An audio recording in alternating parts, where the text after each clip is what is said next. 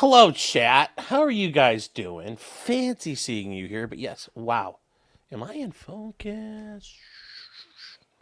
Think I'm in focus. It looks a little weird, but hey, whatever. Whatever, chat. Welcome to the show. It is Saturday night. Is it Saturday? I completely screwed up this week multiple times already. Yes, it's still Saturday. And woo! I don't know if you guys were watching the illustrious kill stream, but no new bombs dropped, but a lot of confirmation happened. So, if you guys haven't got a chance to take a look at it, oh, buddy, it's very, very nice. Very, very nice. Seller says, why did I give up on the model bench? I haven't. I just haven't had I haven't done any models lately. We might do some tonight, depending on how long this takes, but, just been busy. As far as like games and stuff, like when I stream a game or something, I just think it's a little more fun over here, and we could put it members only, and more people would see it. But no, I still plan on doing models. It's just got a bunch of stuff doing at once. You can only do so many things at one time, right? You can only do so many things at one time, chat. That's just the nature of the business. So we'll work on that. Let's see.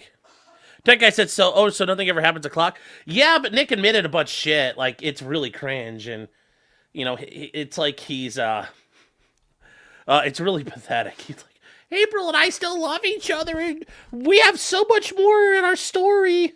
He sounds like a fucking suicidal, clingy woman. He does. It's very hilarious. The RV game is hilarious. We are going to do that again. We're going to do that more. I'm looking a little bit yellow. Oof. Oh, no. Oh, row. But yes, it was very cringe and very gay. You couldn't hear me the sound over you cleaning your glasses. Thank you. Yes. All right, let me see here. Changing effects. And why is this? I hate it when it does that. There we go. Hate it when it does that and shows the corner. I'm like, no. I don't want you guys seeing the corner. Country. There we go. Little less. There we go. All right. We're all done there. I think we're all set. I changed the colors just a hair. Yes. We stand united. Me, April, the kids.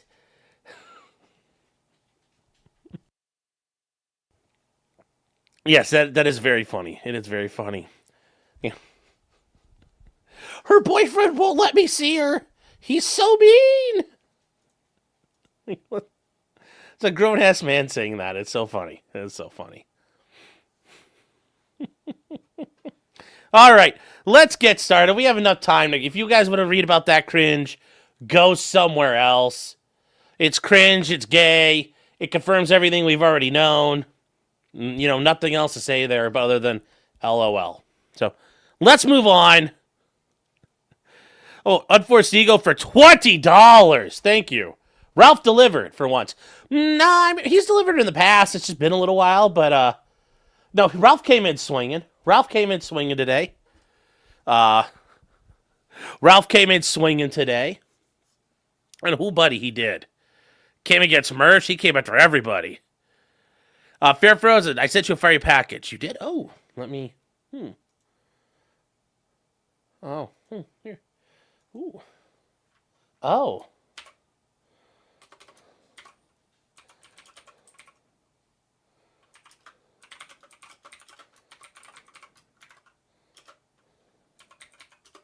All right. Thank you, Fair Frozen. That's, yeah.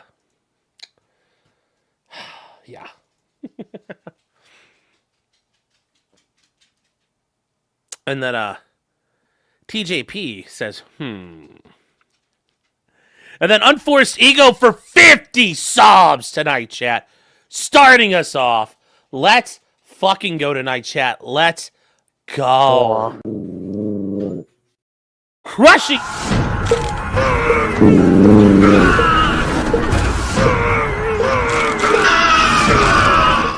That's right, chat. Just crushing these grays out there. Thank you for your support and your generosity.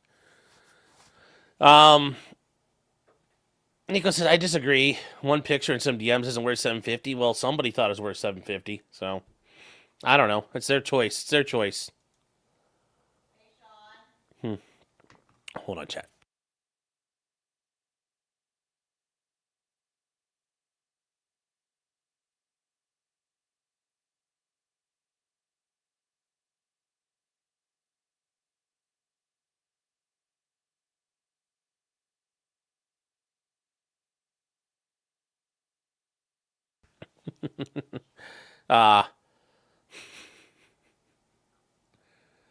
Let's see here. The whole funny thing today was Cog finding Ralph's prostitute's TikTok. She takes direct payment.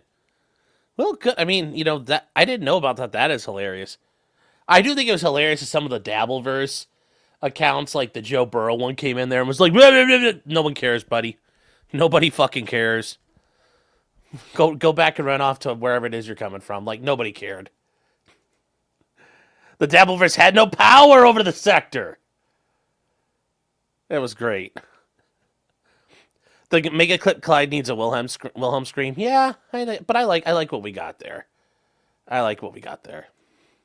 So, let's get into this chat. And if you guys remember, Smash JT is a YouTuber.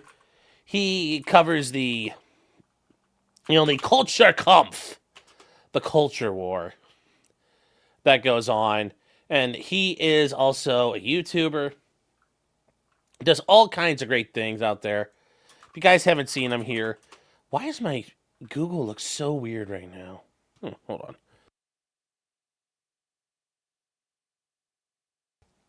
on. If you guys have not seen Smash AT, he is he's here on YouTube. You can check him out. You guys can find him there. 124,000 subs. Covering a lot of different things that go on out there. And he has been sued by Alyssa Mercante, who is a washed-up SJW, a games journalist who, this is, she's seen some better days.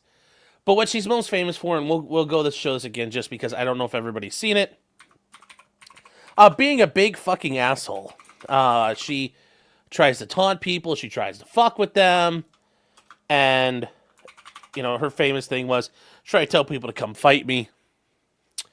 And it's just like, you're like, yeah, she seems like a bitch. You're right.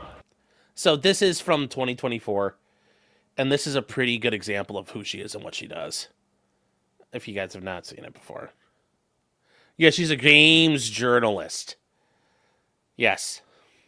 People in the industry to be a little bit louder. Maybe say, we don't want you around if you're going to be a cunt. Yeah. I mean, that includes, I guess, you, but apparently not. And hateful. The games industry is diverse naturally. Not because anyone's making them be diverse. Because the world is diverse, you stupid motherfucker. And if you have a problem with that, come fight me. Physically. Bitch. Has anyone taken you up on that yet? No, because they're all pussies. Yep. People have challenged her, and she runs away screaming and hiding. So, yes, people have challenged you. And the fact is, you don't work for Kotaku anymore. I mean, and now you're, like, waitressing tables somewhere. It's like, yeah, it sounds like nobody wanted you there no more. Just thought, Alyssa.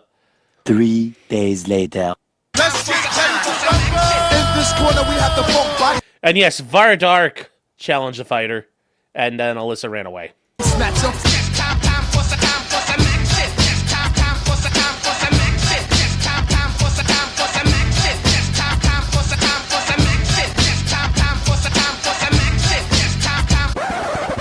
Eventually.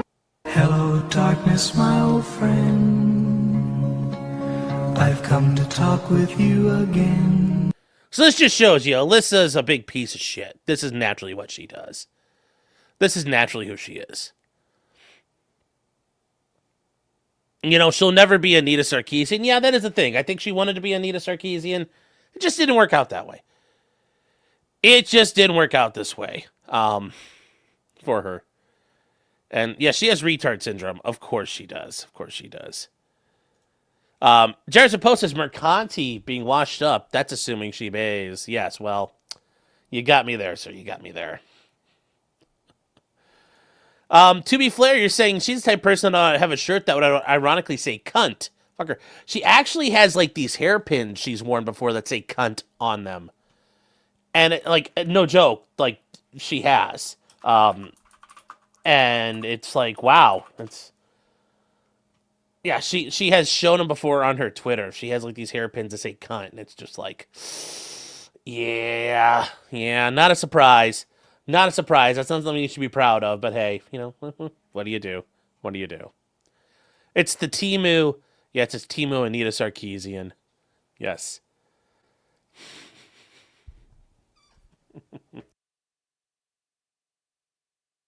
So anyway, Alyssa filed a lawsuit against Smash JT. And ultimately, we are now at the part of, motions to dismiss. And what did Alyssa file? Well, she alleged defamation and defamation per se. And a lot of this stems from the idea that Smash JT pointed out that Alyssa has made comments before that she's gotten to where she was by sucking dick. And that she's a whore! And she sucks dick! And she's a sex worker! And she gets paid to fuck! And some of the things that he accused her of. Alyssa hired some lolcow attorneys, including a totally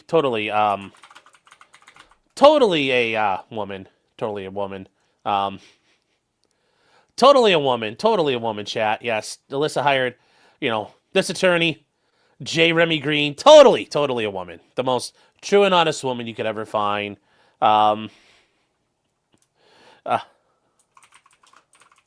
Totally that. And it's additionally to that, hired this guy here, Lane Haygood, who is a lolcow in his own right on Twitter and whatnot here.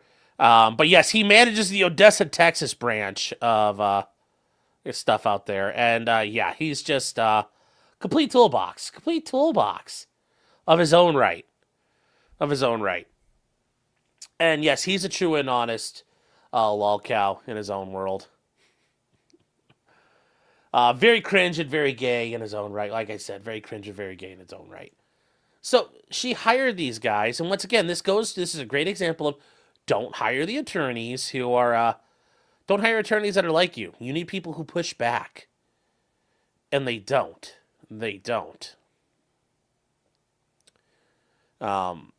And this is her down. That's going to be her downfall here, because they now move into other complaints and other elements of tortious violations. And yes, I remember him too. Yes, yes, yep. And he's part of the famous Akiva Cohen, an attorney on the farms who has his own page. He copyrighted his children when he got doxxed. He tried to copyright pictures of his children. That's how big of a lolcow he is. The Cusk, or the Cox Law Firm. It's a lolcow stable. You can call them a barn of lolcows, actually. That's what you call a group of lolcows, a barn. That's where they all work together. Adam's saying you need to hire attorneys that are good. That's not the issue. Finding a good attorney is not the problem. You need an attorney who doesn't think like you. You need an attorney that will push back on you, but you could push back on them as a client. That's the problem here. For example, Nick Ricade is a great example. He hired Frank White. It sounds like Frank White does whatever the fuck he wants, whether because Frank White has no balls or because Frank White thinks very much like Nick. That's not a good thing. It's not a good thing. That's not a good thing. You don't want to do that. You want to have an attorney that's a little different from you. Otherwise, you have a problem. Bub says cows go to parlors to get milked, but they don't always live in the milking parlor. They live in a barn most of the time. So, but that's the reason why you don't just finding a good attorney is not the problem. Finding one that'll work your personalities will work right. That's a bigger thing. at times. Yes, Frank White doesn't think. Yeah, well, there you go. There you go. So they filed a lawsuit, and this lawsuit, this is where, especially when you see the law cow attorneys involved, here's the shit that happened, you guys. Here are the other complaints that were alleged. So this is the memorandum in order filed on Tuesday the 4th from the judge. And she's going to lay out the background here, and if you guys haven't followed along, this is a good primer. So we're going to skip ahead here. So what are the things that happened? Well, there was defamation and defamation per se. There was bias-related violence or intimidation. Now you know this is getting retarded. Bias-related violence.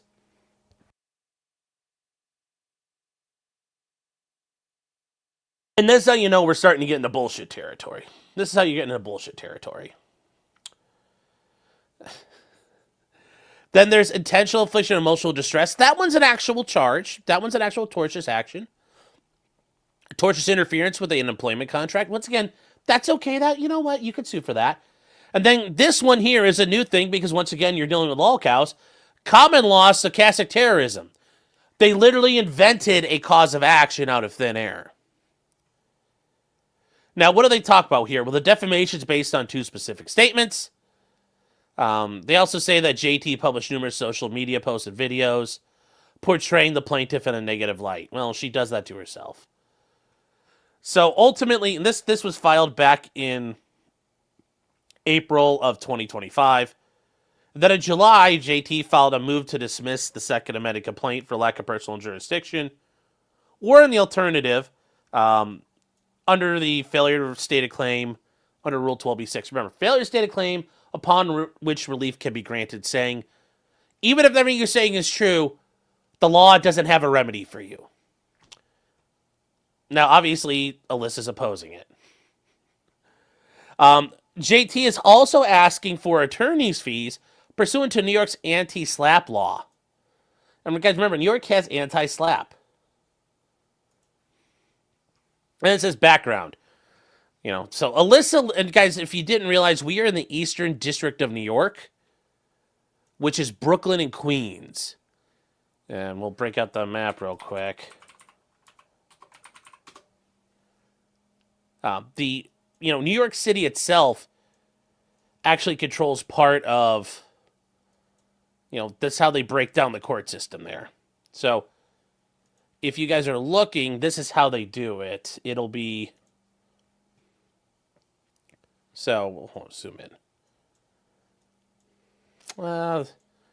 There we go. We can kind of tell. Okay, so this is Manhattan Island right here. This is Manhattan. And then you go up into the, southern suburbs and southern counties of New York State. And that becomes a southern district of New York. Down here you have Staten Island. You have Staten Island right here. You have Brooklyn right here. You have Queens right here. And then you have Long Island out this way. These guys all fall into the Eastern District of New York. Right here. So this is the ED. Nick's favorite district. And this is the SD. So it's the Eastern District of New York versus Southern District of New York. Adam Mace flip that map. I live in the west coast, so the water's on the wrong side. Well, and Amon Rogers, from this view, all the hats are little. Yes.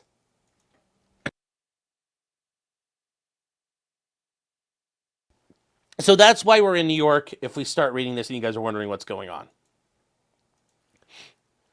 Now, this says here that Alyssa is a resident of the state of New York and the county of Kings. That means she lives in Brooklyn. Brooklyn is each borough is its own county. She is a female journalist active in the video game space. Well, was. That's not correct.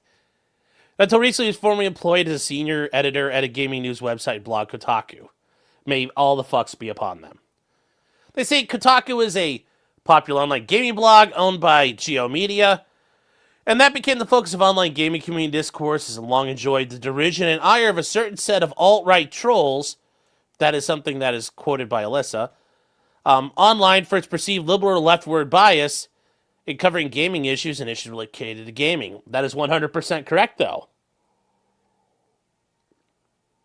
100% correct, though. She's also written for other publications like Jalopnik, Jezebel. They should have just named it Alyssa at that point. Games Radar, SFX, and Rolling Stone. She's an active user of social media. Self-described as not a demure wilting flower. She fucking keeps closing her fucking Twitter account down routinely. Oh no, she's fucking thin-skinned like the best of them. 100% there. This is, yeah. But she's bold, brassy, and opinionated. I mean, she's opinionated, but she's not bold. She's very fucking bland. She's very, very bland. So, also, by the way, chat, we're gonna, being Saturday night, have one, chat, have one. So go and hit your lips.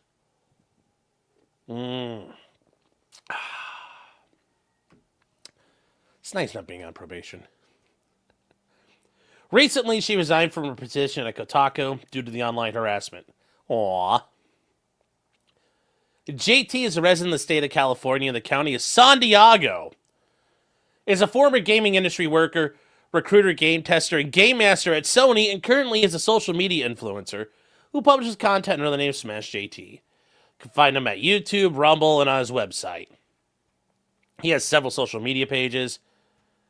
And he has a Discord, and he has a server called Smash JT. He generally covers gaming culture and the culture war generally from a right of center to conservative point of view.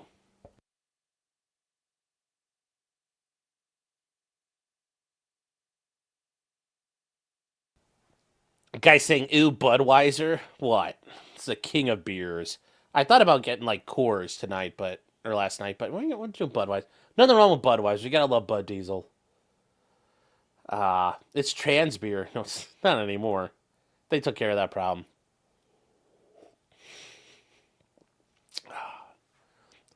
So they talk about Kotaku, Gamergate, and Gamergate 2.0. And this is funny that a judge, now in a court document, we're having the Reader's Digest version of Gamergate. Starting back in 2014, chat, yes, you could call Gamergate as the July crisis to the meme war. And I would argue the meme war never ended, but the great campaigns of 2015 and 2016, those were monumental times to be fighting in the meme war. But 2014, that was the manifestation of knowing, we are in it now, lads. We are now in it, lads.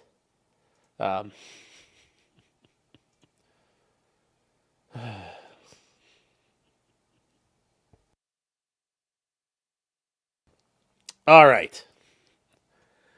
So this is where I think, and guys, remember, these are quotation marks. These are from quotes from the Alyssa's thing here, okay?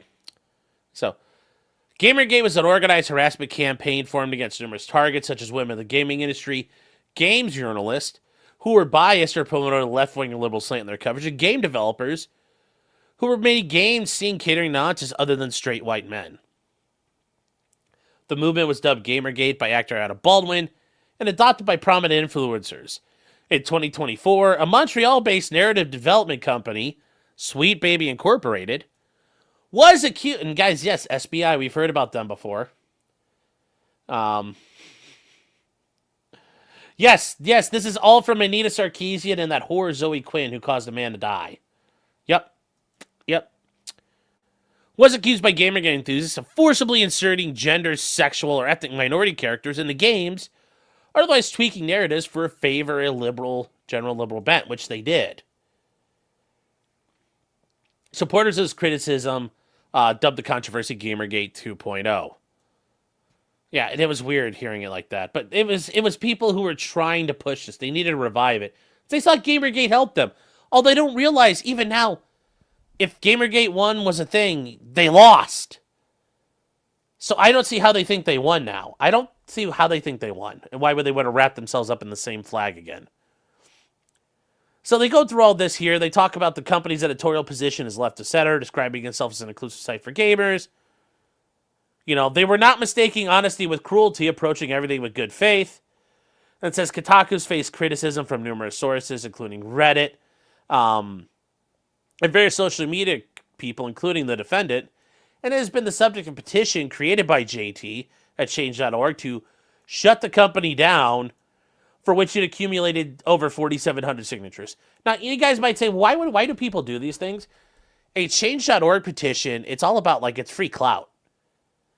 Like, if you want to go after somebody and fuck with them, you're like, I want to shut it down. It's a brilliant move because you can make a petition that people will sign and people find out about. Nothing ever happens with it. Can't ever happen with it. But it's free publicity. So,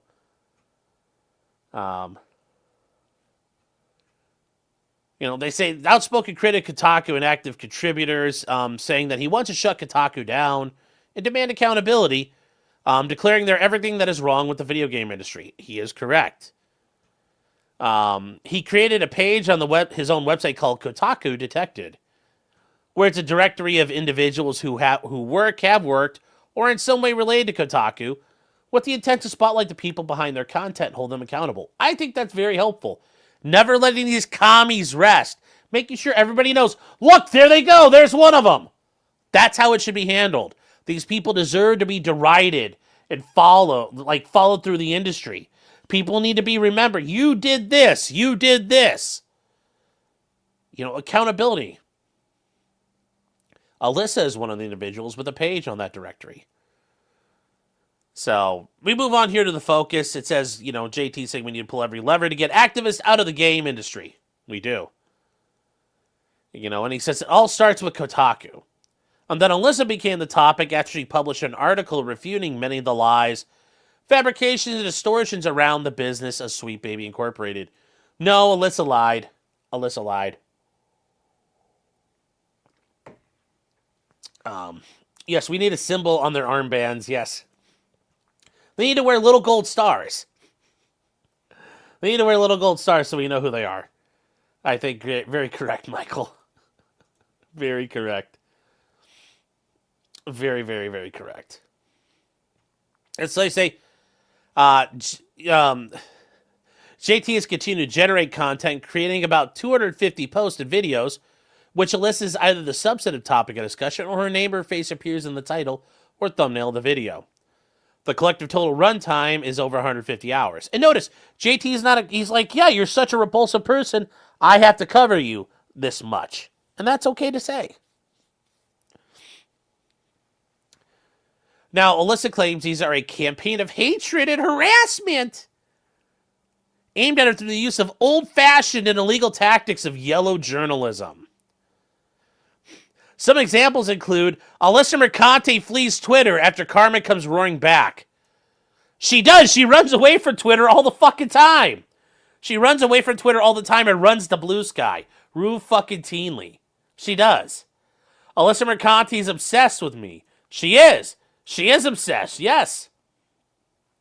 Apparently even Adam Sessler thinks Alyssa Mercante is too crazy, and Adam Sessler's a major cuck. Alyssa Mercante now wants to be my editor. So what? Those are all funny headlines. Alyssa asserts that JT's followers echo what he says. What do you think your followers do? Yes, the people that support you generally view your beliefs. That's kind of how this works. But JT's followers make their own videos amplifying what he says, while stoking harassment, rape, death threats, and the like. Based. Absolutely based. Was this story based? Yes. I mean, really, just absolutely mega based.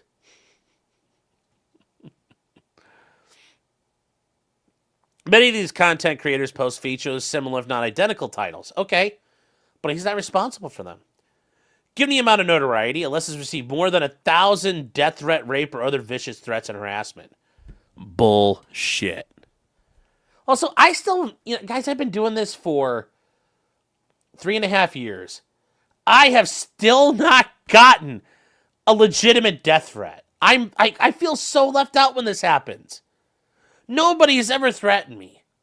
Not even when I hear all these, it's all bullshit. I'm like, nobody's ever threatened me with anything. It's so gay. Why can't I get death threats? I'm trying really hard and nobody's that mad at me, which I feel like I'm doing something wrong.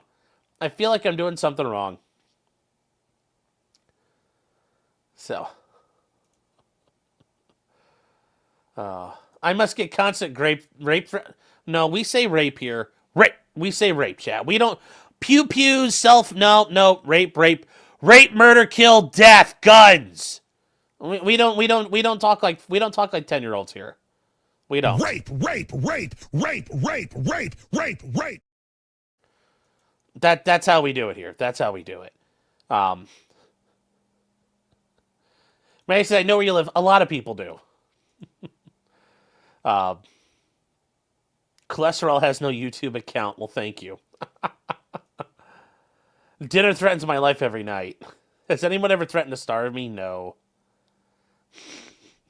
Have you been on your own Discord? Yes. I don't really. Those aren't threats. I mean, get real threatened. Like, no. That's boring. So boring. It's a boring life.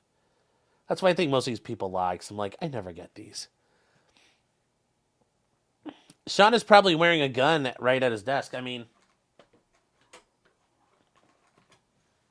it's not wearing it, but... So, I mean, it's right there.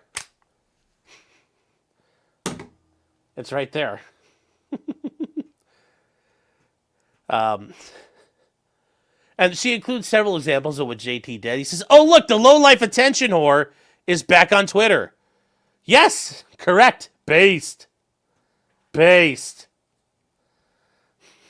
How's the dick-sucking business going? Well, yeah. Kill yourself. Do it. Kill yourself. Die.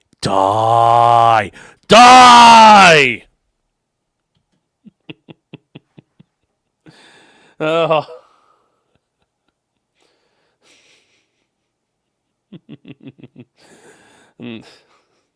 Why do you look like a horse? And Alyssa does do OnlyFans shit. Your titties are further apart than your eyes. One looks to the west, the other looks to the east. Which isn't a really bad, yes. We also need to prove you're human, so please don't lick your reptile eyes in front of a public no mo. A small sampling of harassment. That's just like, oh no, chat, really? That's it? I love these. Your Honor, it was just slam poetry. All right, real quick, we are catching up here. Jefferson Post says the Southern District of the People's Comintern. Yes. She's as thin-skinned as the Pope hat in T. Greg Doucette. Yeah, remember, Chad, avoidance is for pussies. So I don't block people. You just fucking ignore them. And then Mamasaurus Rex, been a member 17 months, says, sorry, not dumb enough to break into your house. Like I said, whoever does it, though, we're going to have, content, because I'm going to grab the camera off. I'll be like, chat, check this out. And I'll be, holding them up by the hair as they're, they're dead. I'll be like, yeah! And just thump. It'll be great. Oh. And then Mikey for $50 coming in right there says, I don't know what's going on, but all I know is you in the chat is awesome. Well, chat is awesome, and you're part of chat. That means you're awesome. I'm just here. I appreciate that, though.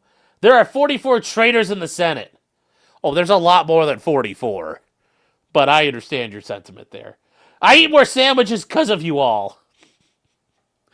Thank you, Mikey. I appreciate that. Thank you for the support. Big fucking support tonight, you guys. Absolutely monstrous support. Yeah, big class for big support, chatter. Yeah, I'd be like, look, Chad, he's dead! And I'll hold him up by their hair. It's like, they start gurgling. I'm like, oh, God, he's still alive. Drop him. Oh. Yes. Only 50 more subs till I teabag his corpse, chat. Can we hit the goal? For 100 subs, chat, we'll do an anchor shot. Oh, my God. That would be correct. That would be so funny. Oh. That is a way to look at it here. All right. So, JT's monetization of his platforms. Plaintiffs contend his online social media platforms generate great revenue. JT's website is hosted through Wix. Defendant pays to maintain the website and makes features available. He also has a shop buying a subscription for $4.99 a month, using a paywall. Nobody pays for Alyssa's content. Similarly, the YouTube channel offers paid subscriptions and utilizes a paywall. There's a Discord that's only available for a paid subscription. Lastly, YouTube generates income based on the number of individual users that watch the videos. Yes, that juicy CPM that we all want. That we all want at the end of the day. So, let's see. What else are we catching up everybody here?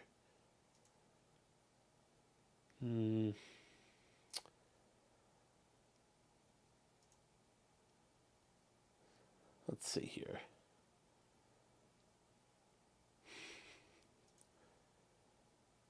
So, that's it. JT has admitted that his coverage of Alyssa began in 2024. His Smash JT tweets and all this have seen significant increase in views, reads, and overall engagement. Yes, he doesn't deny it. He's making money off her ass.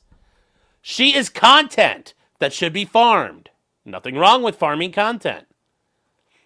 His first video about Alyssa was in March.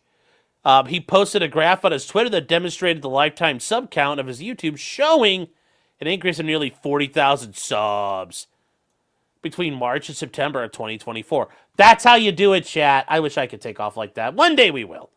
One day, chat, we will get to that promised land. And then we get to the alleged statements here.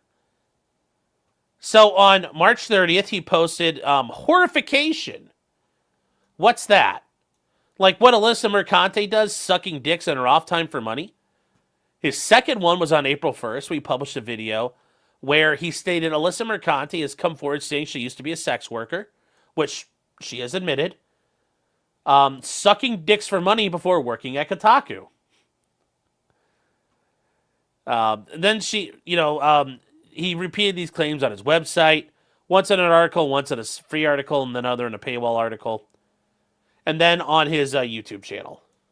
Yes, she's a whore! So now we're moving on to, yes, your lawsuits. Jamie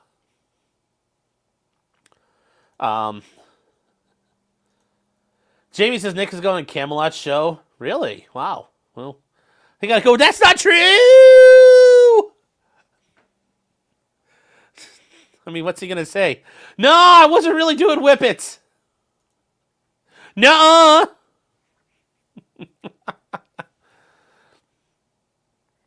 So what happens here, guys? Remember Rule 12b2, and remember there are seven rules or 7 parts of Rule 12b of the Rules of Civil Procedure.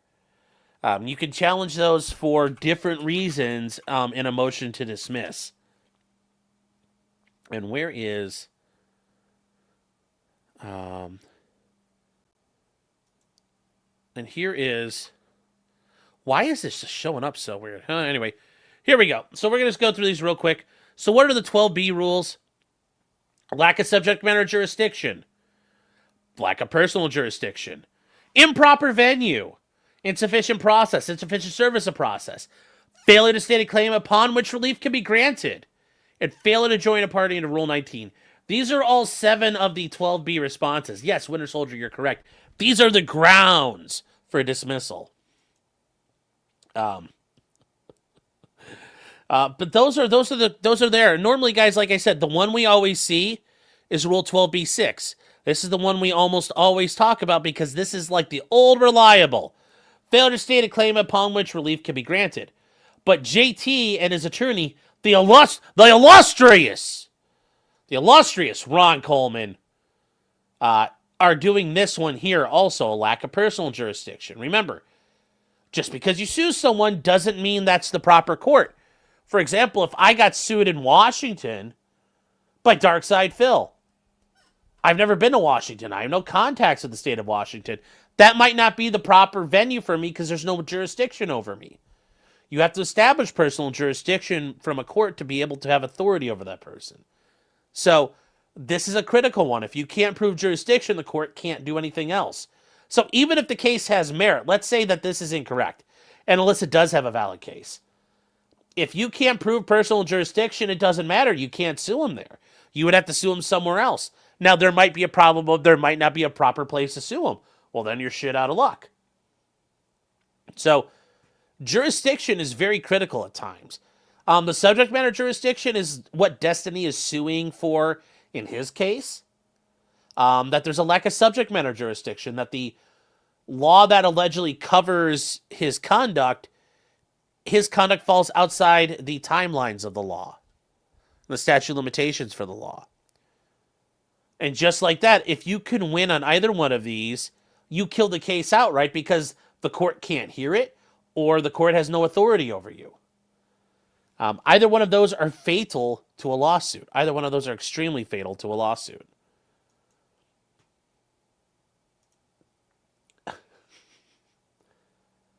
I'm going all soft sit. Yes. I'm a free man walking the land. Is that a problem?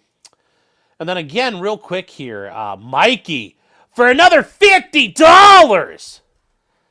I'm sorry, I don't have the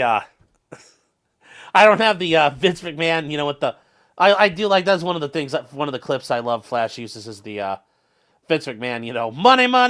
I love that where he's got the chairman just sniffing stacks of $100 bills there.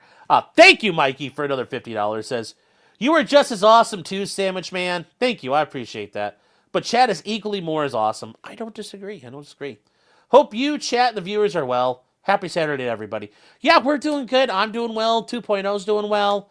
One of the cats today had to go to the vet for like a routine thing, and they gave her what's called kitty magic. It's basically like, I don't know, like ketamine or something.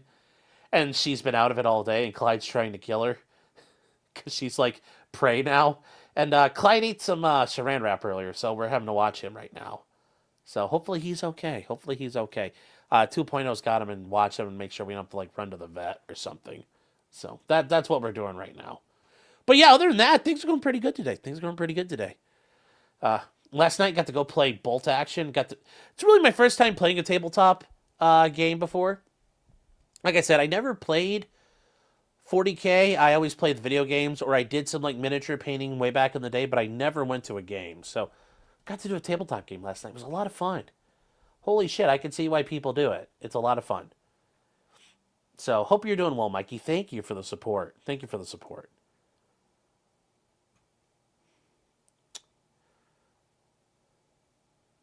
Oh, it would be ketamine? Okay. I look jaundiced. No, I messed with it. I fixed it. I'm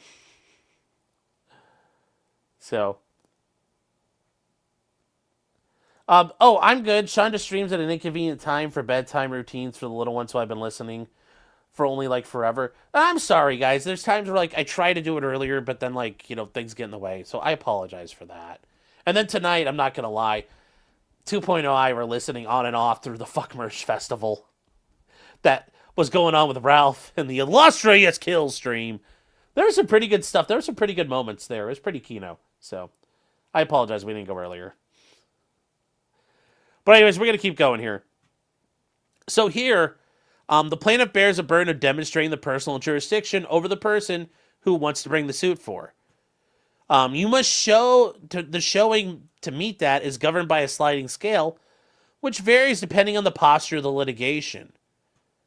If you challenge personal jurisdiction, the plaintiff needs to only make a prima facie showing the court possesses personal jurisdiction. You only have to show the bare minimum at the beginning. You only have to show the bare minimum.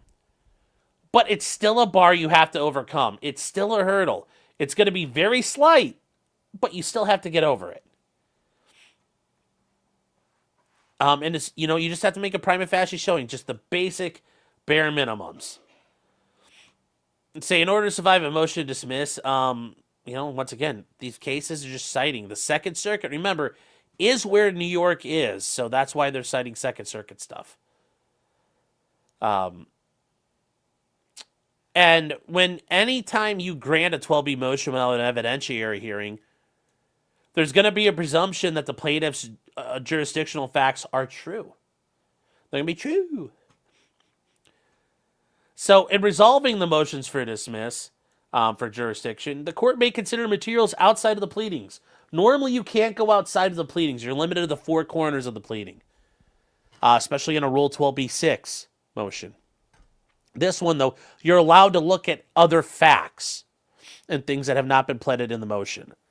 And you could do that because otherwise, for example, in a Rule 12b-6 motion, you're now turning it into a summary judgment motion where somebody's going to win or lose. Instead of the case just being dismissed, it would be JT, you win, Alyssa, you lose. Or Alyssa, you win, JT, you lose. That's why summary judgment can be very dangerous. In addition, the courts must construe the pleadings and any supporting materials in the light most favorable to the plaintiffs. So, as this go on here, the court lacks personal jurisdiction over the defendant. Here you go, chat. Now we're getting to this. The defendant argues she can't establish personal... JT says Alyssa can't establish personal jurisdiction. Alyssa says she can. Obviously, this is where that's not true! And they're like, yes, it's true. They're going back and forth. They use New York's long-arm jurisdiction. We're going to get to all this stuff here. And in the alternative, she asserts other things here. And there are two types of personal jurisdiction, specific and general. Under New York law, courts exercise general jurisdiction and specific jurisdiction pursuant to they have their state laws here. And it says general jurisdiction permits a court to exercise personal jurisdiction over a defendant, regardless of whether the underlying claim is a connection to the forum. So that is the first type. There's general and specific jurisdiction, okay? And it says a court with general jurisdiction may adjudicate all claims against a defendant, even those entirely unrelated to the contacts within a state.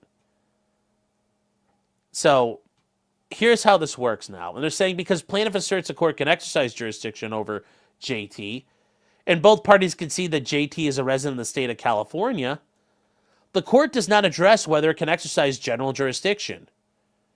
You can't. For an individual, the paradigm forum for the exercise is the individual's domicile. So they can't do it. We can't do it here.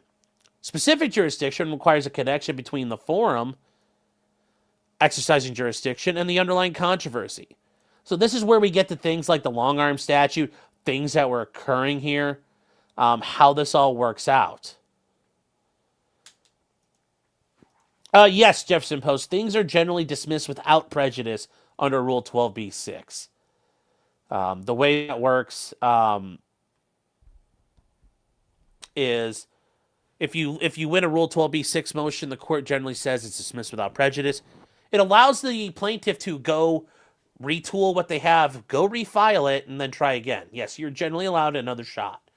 There's very few times where a first-round dismissal is mandatory and prejudicial like that. But now specific jurisdiction. Is there an affiliation or relationship between the underlying controversy, the occurrence that takes place, and is there subject to the state's regulation? And there are four different ways to extend personal jurisdiction over a non-domiciliary defendant, meaning an out-of-state defendant. You describe all of these under New York's long-arm statutes, meaning does the long arm of the law have the ability to bring that person into your court? Can you hail them into your courts? Okay, so you have jurisdiction over a non-domiciliary, meaning an out-of-state resident, when the cause of action happens in the state. So, for example, if JT came to New York he comes to celebrate Christmas, and JT is driving his car down Fifth Avenue, and he's sitting there playing on his phone, and he's not paying attention, and Alyssa's got she's at a crosswalk, and it says walk, and she's walking along with everybody, and JT's playing with his phone instead of driving, and he smashes into Alyssa, runs her over, and runs over 10 other people. Well, okay, so that all happens. They cite JT, all that happens. JT hops on a plane, flies back to California. Alyssa and everybody else he runs over has the right to sue him and bring him back to New York. JT can't say, no, no, no, no.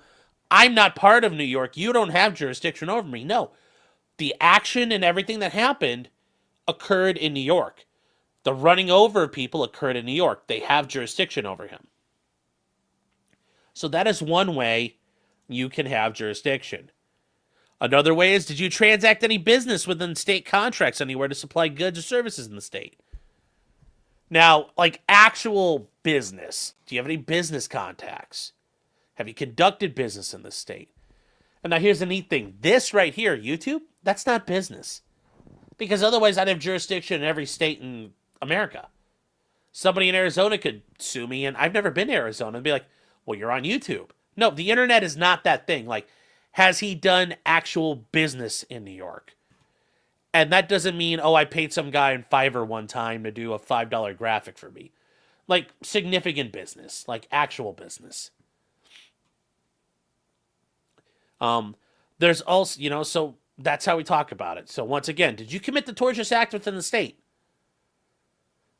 Did you commit the act while causing an injury to somebody within the state? So remember, not all tortious acts are injurious. So if JT was at New York City Comic-Con and came out and said all of that, that may give Alyssa personal jurisdiction over him. Or once again, this is an example of causing the injury here. He can't run away.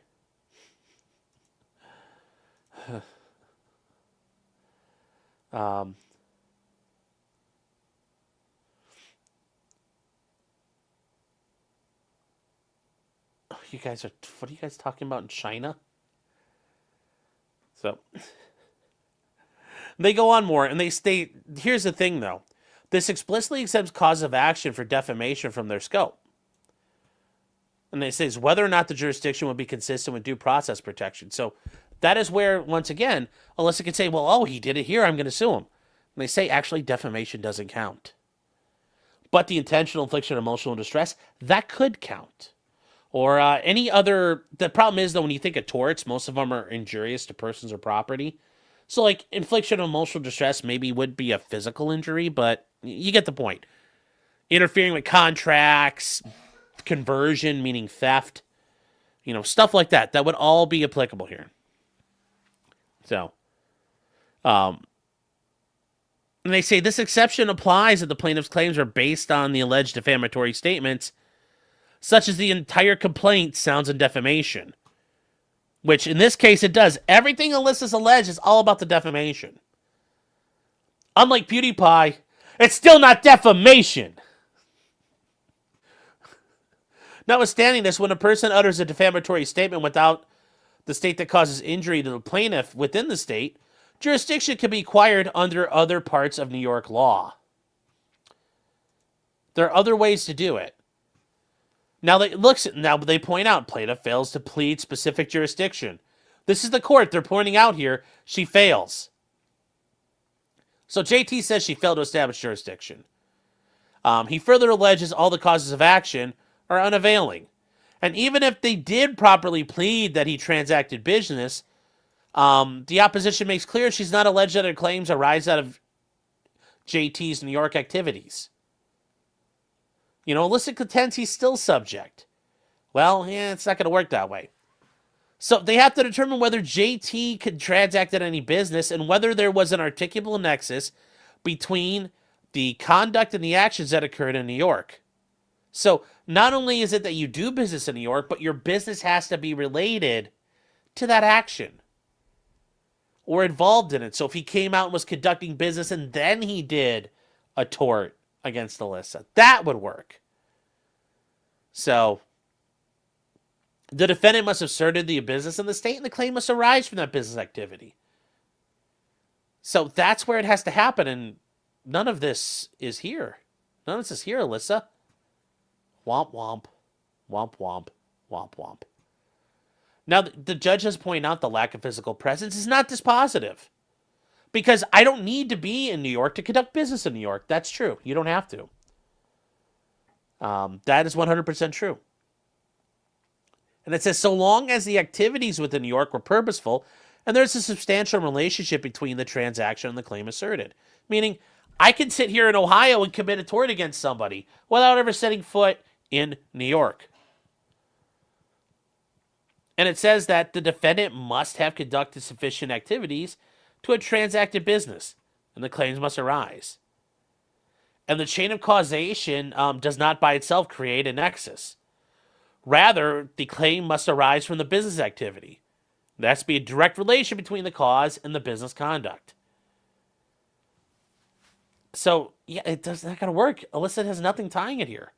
And this is the court just laying it out. And notice, guys, this all here, anytime you see all this stuff, these are called string citations, just bam, bam, bam, bam, bam, just case after case after case, quoting cases, and just she's got nothing here. She's got nothing here. It goes on and on and on and on for the court to do this. She has not been able to plead. I mean, look, this court is just laying it all out. This is laying it all out here. Going on and on and on and on through things. And if you want to show, I mean, this court breaks down all of it because these things are all things that have to be broken down and assessed.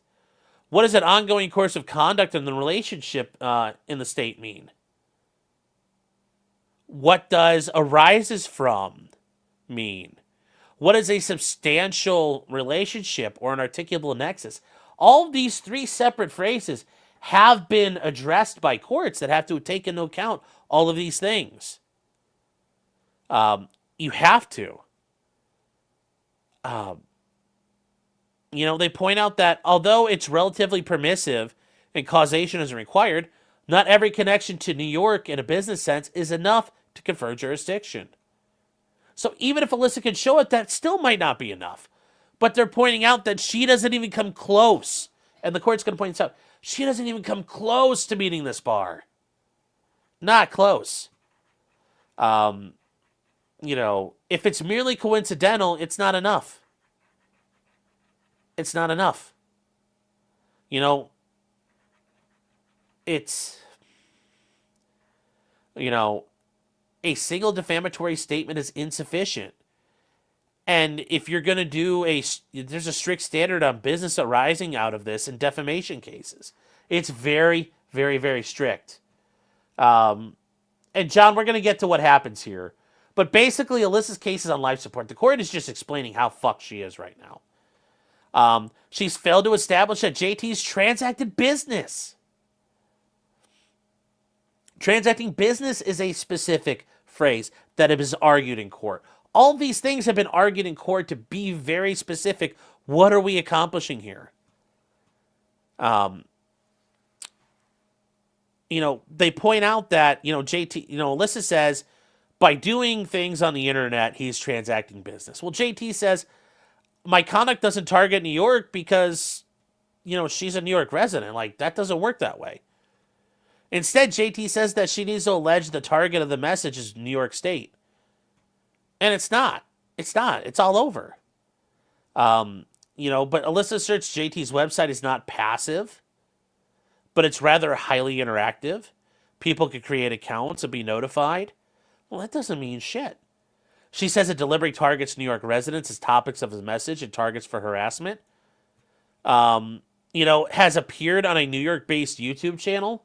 And that's the thing. She's now saying, well, I've appeared on YouTube channels where there are residents. So does that mean if someone comes on my channel, like Ryan Mullally, he has now been on an Ohio channel, so somebody could sue Ryan because he came on an Ohio-based YouTube channel and did something? No, Ryan never set foot in Ohio. He's not using it through an Ohio company. He's on the internet. It's just everywhere. This idea that you could use the internet as jurisdiction, as a magic wand, courts don't allow you to do that. It's never been allowed. She also claims that it's a commercial website where he collects significant revenue in New York. How? How much? And then finally, she argues that JT uses Wix.com, a New York web host. And when you sign up for the terms of service through Wix, there's choice of law and venue clauses for the state of New York.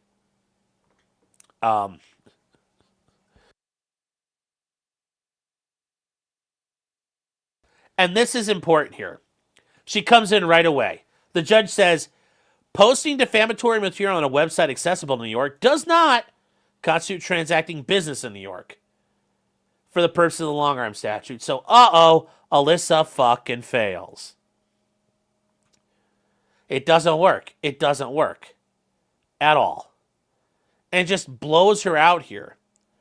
And now a website's interactivity may be useful for analyzing personal jurisdiction, but only far as it helps to decide whether the defendant purposely availed himself of the privileges within New York and the benefits and protections of its laws.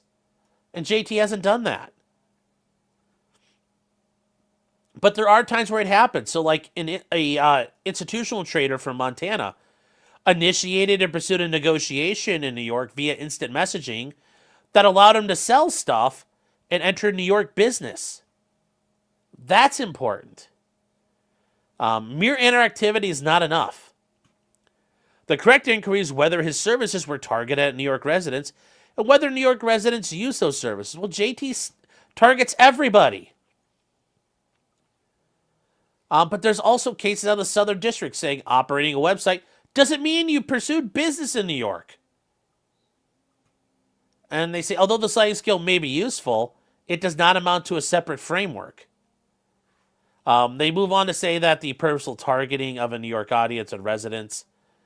And she says, the court's saying, even if we accept it's true, that users can create accounts, sign up to be notified, the allegations fail to establish this was targeting New York rather than a nationwide audience.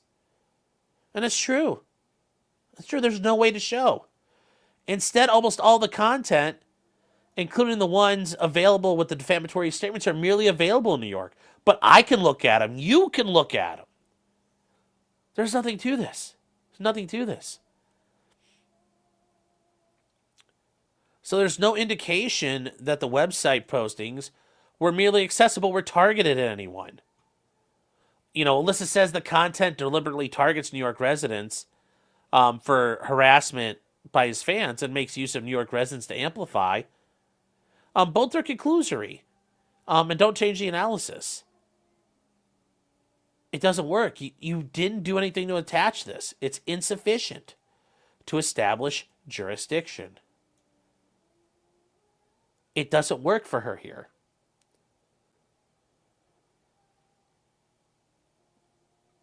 It just doesn't. In addition, Alyssa's allegation that JT fully intends his communications are sent to and viewed and have their effect in New York is insufficient because she doesn't say what specific action he took targeting New York.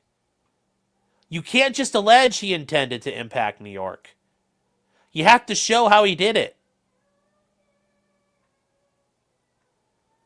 You know, the mere solicitation of business in a state does not constitute transacting business. You got to do more. You have to do so much more. And it says courts are reluctant to find jurisdiction unless a website targets New Yorkers or is aimed at New Yorkers. You know, the commercial activities in New York. You know, it's all too conclusory. You know, the highly interactive website, which offers subscriptions and sales through Wix, it collects significant revenue. It's not enough. You know, it's not enough unless there's evidence that you derived a significant part of your revenue from New York.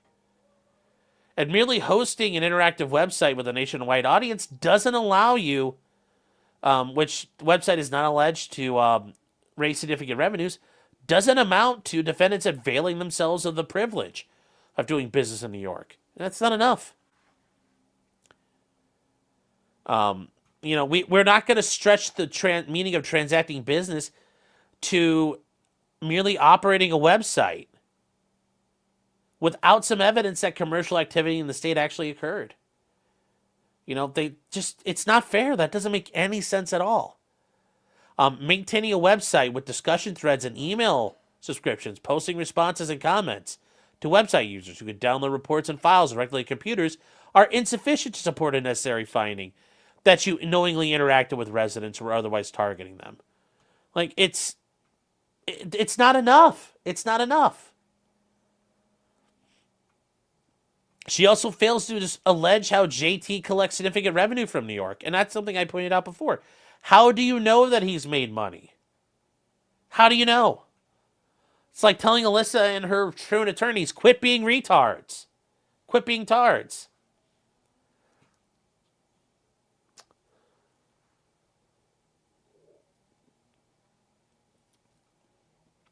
She claims that JT clearly does business over the internet without connecting the business. I mean, yeah, you got to show.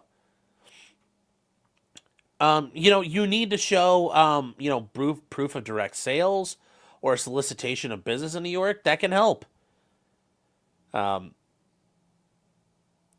non-paying registered members is insufficient. Like, people just signing up doesn't mean anything. Free users definitely doesn't help.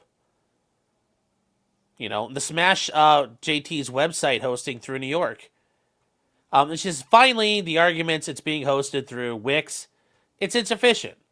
This is while such transactions can provide basis, the issue is coincidental and unintentional. It's not part of the case. Not working with Wix, he then went and defamed or caused an injury. The plaintiff's only cited case was Do the Hustle LLC. It includes a factual discussion of issues which are relevant here. Real quick. Oh, gosh, I just saw this here. We got to get to this. Mikey with 20 subs. And then Mikey again with 20 more subs. Let's fucking go tonight, chat. Let's go. Was this story based? Yes. Absolutely based, Mikey. Thank you for your support. Thank you for your support and your generosity. I appreciate that very, very much. Mikey's doing his part. Are you? Fight for the future. I'm doing my part. I'm doing my part. I'm doing my part. I'm doing my part, too. They're doing their part. Are you? Are you? Are you doing your part, chat? I don't know. I don't know out there. I don't know, but Mikey's doing his part. That's right. We're praying the gray away, chat. We are praying the gray away. Praying the gray away. Just pray with me, chat. Pray with me. Pray with me. Lord Jesus, we need these grays to go away. We need them to be green, Lord Jesus. Please help us. Please help us make this chat green again. Please, Lord, help us make America green again. Please, Lord, in your name. Oh. Me and Copium, friend of the show, I saw you went on the illustrious kill stream today and survived. Good job, Meme. You did a good job out there navigating the minefields. Navigating the minefields out there. Yes, Lord Jesus. Once again, Mikey, thank you for your support, your generosity. I greatly appreciate it. Just want to make it clear, guys. He did 20 times 2. That means 40 subs. Plus the other 20 from earlier. Oh, he did, which 10, 50, 50, 50, 50, yeah. Just the 40. Then, of course, he go with the 50 subs, chat. Great Loader 2.0 says, Suffa Mao? Suffa. Oh. And you guys got a new updated one. Yes, Meme Copium went on the kill stream. Yes, he was there for the Fuck Merch Festival. Yes. Yes, he was. Yes, he went on the world famous kill stream today. With Ethan Ralph and Jesse from Pod Awful. Yep. He did. He did a good job. He did a good job. He hung in there. Corey Boatwright with 5 subs. Thank you, Corey, for your support, man. Thank you for your support, your generosity. Oh, let's see here. Where is... Oh, I missed. But we got another... We'll get another... Never enough of woos, chat. Never enough. You can't have enough of woos. And you know what? I wish you guys got as many a woos as we get in our daily life, because 2.0 I get a woos all day long. It's hard to do there. DSP is jealous of those memberships. Oh, I bet he is. Oh, I bet it. If he was watching me, the Snort Fort would, Snort Korea would be having a rough day today. So, P-Dub says, can we get some click clacks? I don't know. Like I said, Clyde ate some saran wrap earlier. I don't know if he's going to come in here or not. Let me see if I can get him. Hey, Clyde!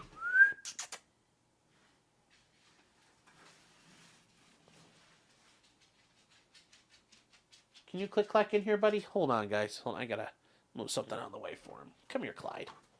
Let me get this for you. You're okay, Butta.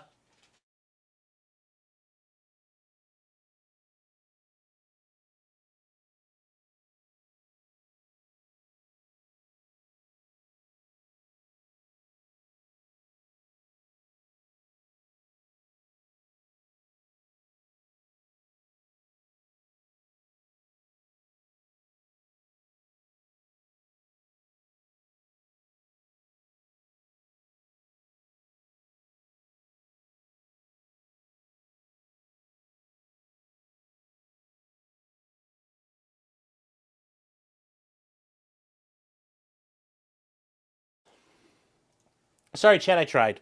He is not looking to be part of the game tonight. So, Clyde's like, I'm not a tool of your... I am not here for chat. I'm here for myself. Oh, hi, sir. Would you like to come in here? Come on. I know I yelled at you earlier, but you were being a shithead, so it's okay. Come here. Hi, Bubba. Come here, Bubba Bear. I got you. I got you. There he is, chat. Man of the hour. A man of the hour. Clyde. And, oh. Ow. Thanks, Clyde. We got Mikey with 5 more subs. That's right, chat. 100 subs. Could we hit it? Yes, we did. We met the goal. We met the goal, Bubba. Come on. Oh, woo. Oh, woo. Ag Biochemist gifting 10 subs. Thank you, Ag. Johan's been a member for 17 months. Says, why are you gay? I don't know. It's like asking a fish why it swims in water. And then Afton for it. Good to see you. Good to see you. It says, for another 5 subs, chat. And yes, it is. It is time, chat. We can do it. We can do it. Thank you, chat. Thank you very much. It's been time, chat. Yes. No whippets here, chat. This is a whippet-free channel. We don't long for long-forgotten coke whores. We don't do that here on this show. It's all about American values. No dogs shitting in the bathroom in this show, chat. Let me tell you what. This is about America. Come on, Clyde, dance. Come on, show it.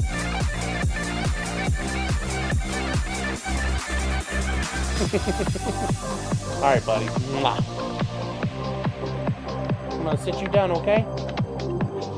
You seem to be hanging in there. I guess it's a little piece. I hope you're gonna be all right. But we still might have to leave at some point. I don't know, guys. Depending on what happens here. Hopefully he poops it out. But we'll see. We'll see.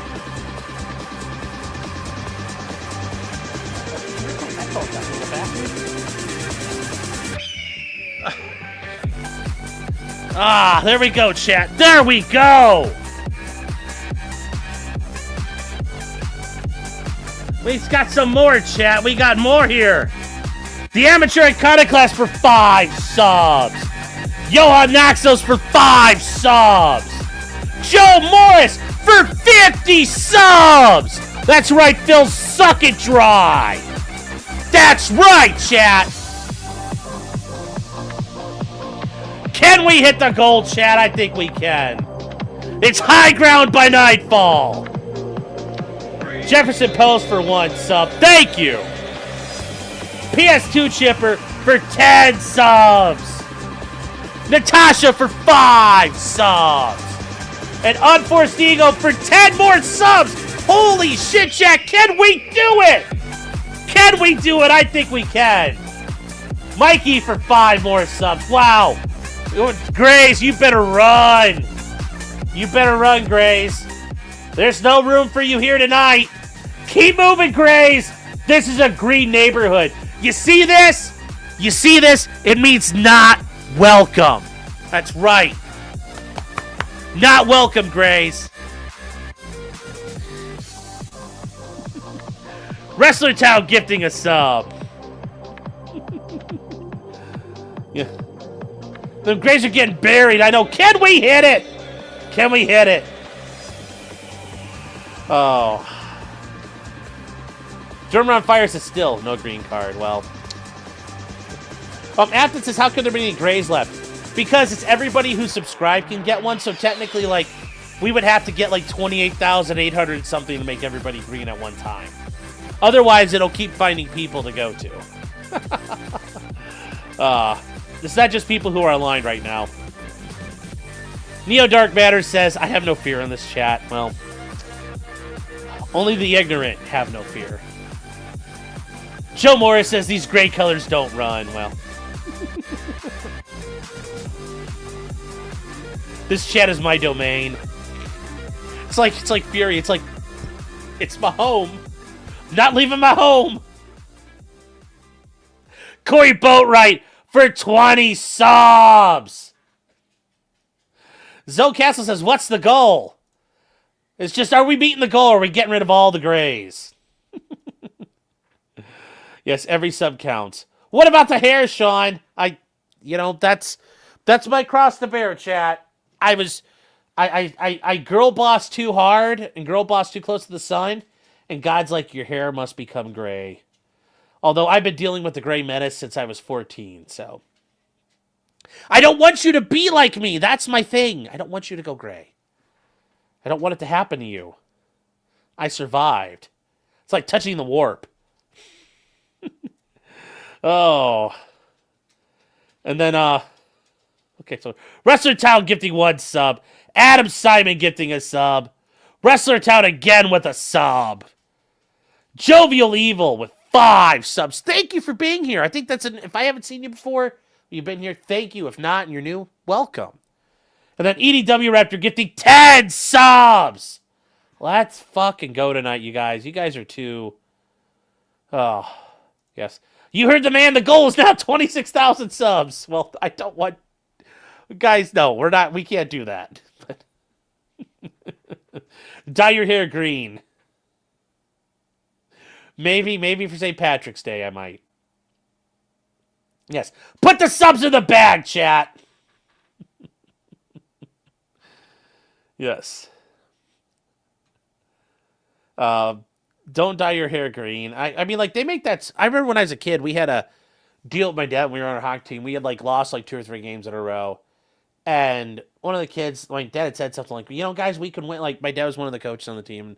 So he said, like, if we win this game coming, it's going to be a tough game. It's like, if we win against this team, will you guys dye your hair? So we won, and my dad had found, like, the stuff you could spray in your hair, but it washes out right away. We didn't realize that. So, like, we woke up that morning, we hopped in the car, my dad's got, like, orange hair, and the other coaches showed up with orange hair. The other dad showed up with orange hair. Well, we went home that night, my dad still had it in, and we woke up the next morning, and it was gone. We're like, what the fuck? And it was like washout dye. So I might put some of that in for St. Patrick's Day for you guys. So, yes, I stared at the burning bush and became white, yes. Not cases, you went gray at 14. Yes, I started turning gray at the age of 14, roughly, yes. So, make Ralph a member. Well, I have no say in how the memberships go. Yes, 100 more subs and we play Erica for 10 hours on loop, chat. Well, actually, we'll do Grünes Unser Fallschirm for 10 hours. Nobody plays that song. It never gets enough love. Grünes Unser Fallschirm. Never gets as much love as Erica.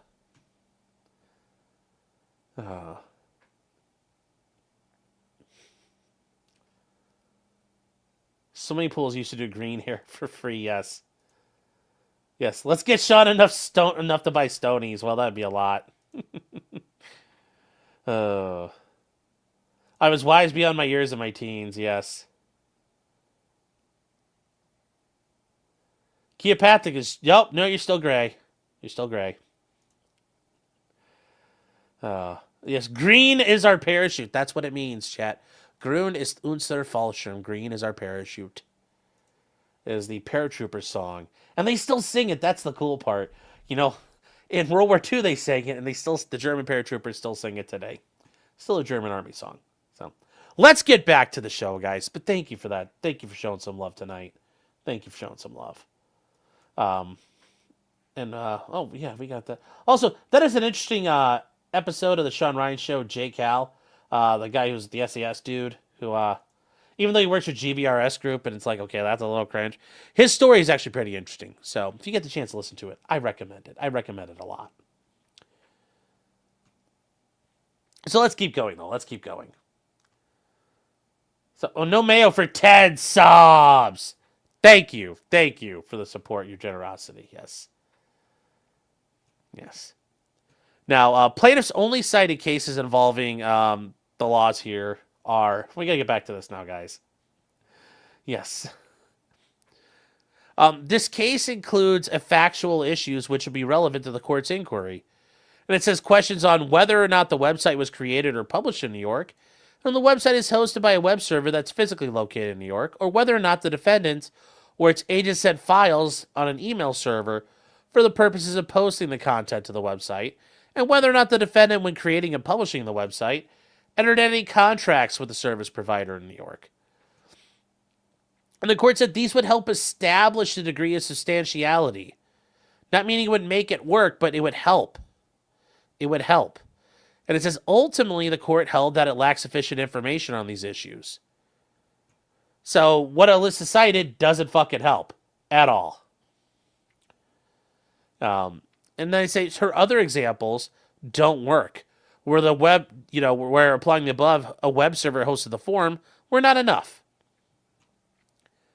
And they cite a case here out of the District of Hawaii. The plaintiff couldn't establish jurisdiction in California, Texas, or Arizona. And the slightest connection to California is used a company headquartered in California for domain names is insufficient. And for the same reasons, allegations concerning Texas that you uploaded torrent files on a website hosted in Texas is also insufficient. And for Arizona, while the infringement-inducing websites were hosted on servers in Arizona, the allegations supporting purpose of availment in the United States did not suggest the defendant acted with a purpose regarding Arizona as any other state, meaning that's where the server was located. He didn't choose Arizona. So for JT, it is a similar thing. He's like, he didn't choose this. It was just the option available. And I just spilled my drink, chat, so I have to go grab some paper towels real quick. Give me 1 second here.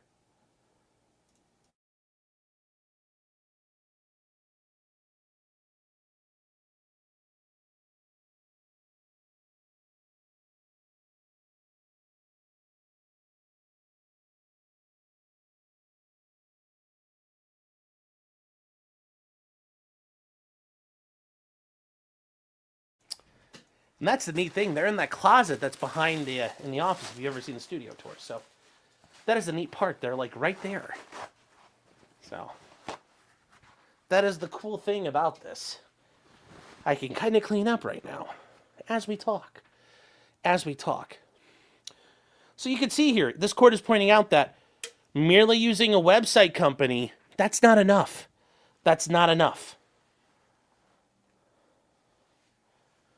So this is not going to help her so far. So far, we haven't even gotten to the point of the stating a claim upon which relief can be granted. We haven't even gotten that far about whether Alyssa sucking dick is defamation or not. Alyssa hasn't even gotten step one down of, is this even something the court has the right to hear, or you have the right to bring in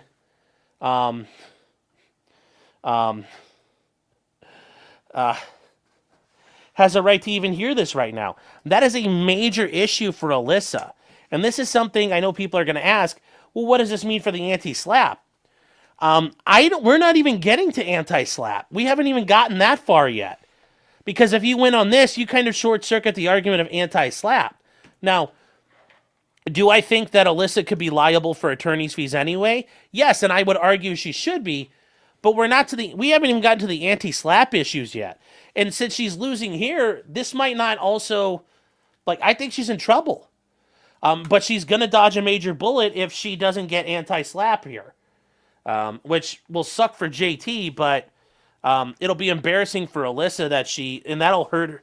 That'll give her massive narcissistic injury that her and, these lolcows and then all of her little fucking cocksucker supporters on Twitter, the court didn't even bother addressing this issue. It just fucking threw them out right on its face. So that is something... Oh, sorry, guys. I was trying to clean up as we're going here. That's the issue. I know some people are asking about that. That's how bad this is for Alyssa. You can't even get in the door. And I'm sorry, I was trying to do that while I was cleaning. So Alyssa's just completely fucking losing here. Is completely losing here. Thank God I have a roll of hand towels instead of toilet paper in the office. Although remember, if you watch the studio tour, literally the bathroom's like 1, 2, 3, like 4 steps away. So, but Alyssa's completely fucking losing here. Completely fucking losing. Absolutely getting blasted. Trucker Rob's been a member for 4 months. Said, Shine! Good to see you, Rob. Rob also give 5 subs. Thank you, Rob. I appreciate your support, your generosity. And then some guy with cancer for $4.99. Once again, hope you're doing well out there, man. Keep fighting the good fight. My dad tried to dye hair with Just for Men. It turned purple. I have heard that before. That's why I stayed away from that stuff, because the hair dyes. I think I mentioned before, when I was a kid and I was in high school, the wrestling team, we all wanted to do peroxide. We all bleached. You wanted to do that. So we wanted to do like the Eminem hair color. We were all going to do it as a team thing. Well, my hair was still like so jet black, it turned orange. And it didn't completely take on every bit of my head. So I had like black spots in my hair. So no. Dyeing hair, I've been weary of dyeing hair ever since. She needs to pay attorney's fees to properly lose, which I hope happens, but for now, not sure yet. No, I didn't spill alcohol. I spilled what was in the coffee cup, so that's a different drink. Don't do Destiny Blue? Well, no, I'm not going to do that. So they point out here that in comparison to these other states, or these other cases, the plaintiff could establish jurisdiction because the software was located on California servers pursuant to an agreement reached by the parties. Meaning JT would have specifically contacted Wix to do a specific business venture there. They actively set up a VPN in California to do this. And they agreed by special agreement things were located in California. I mean, in this case, JT accepted terms and conditions offered by a company with a place in New York. He just clicked on the EULA. He clicked on the agreement everybody gets. And that fails jurisdiction. Well, once again, Alyssa fails! You failed, Alyssa! Real streamers spill piss bottles. I guess I'll never be a real streamer, chat.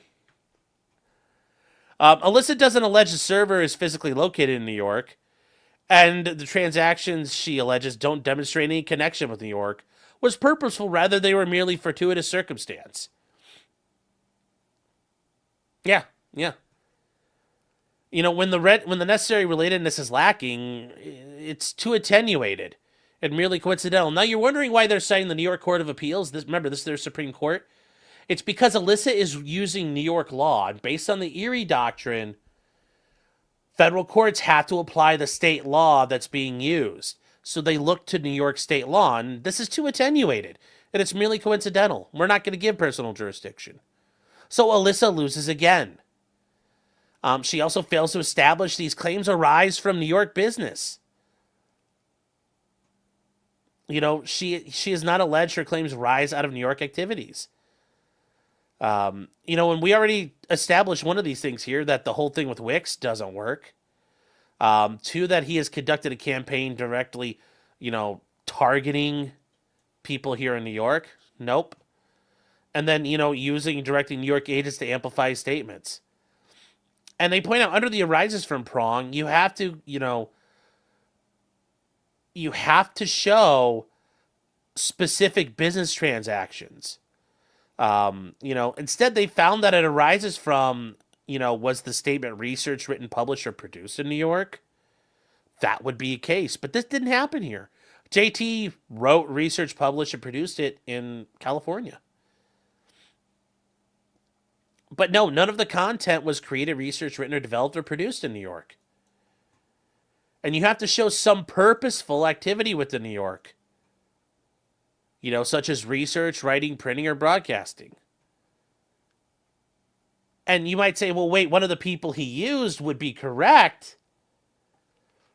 But in this situation, that's not how it worked. JT didn't specifically find like a New York-based YouTuber. It's just he happened to somebody who routinely he goes on with who lived in New York. That's how that works. You know, if the relationships are so attenuated or so insubstantial, it can't alone be a sufficient basis for saying stuff happened here. It's just, you have to do much more. And I know, guys, we're skipping parts here, but a lot of these are just parenthetical quotations here. You know, but you have to show the out-of-state conduct involves statements projected in New York and targeted them. You know, like this guy had stayed in New York to research a defamatory book or a news broadcast. You know, you have to do something else. You can't just show up and yeah,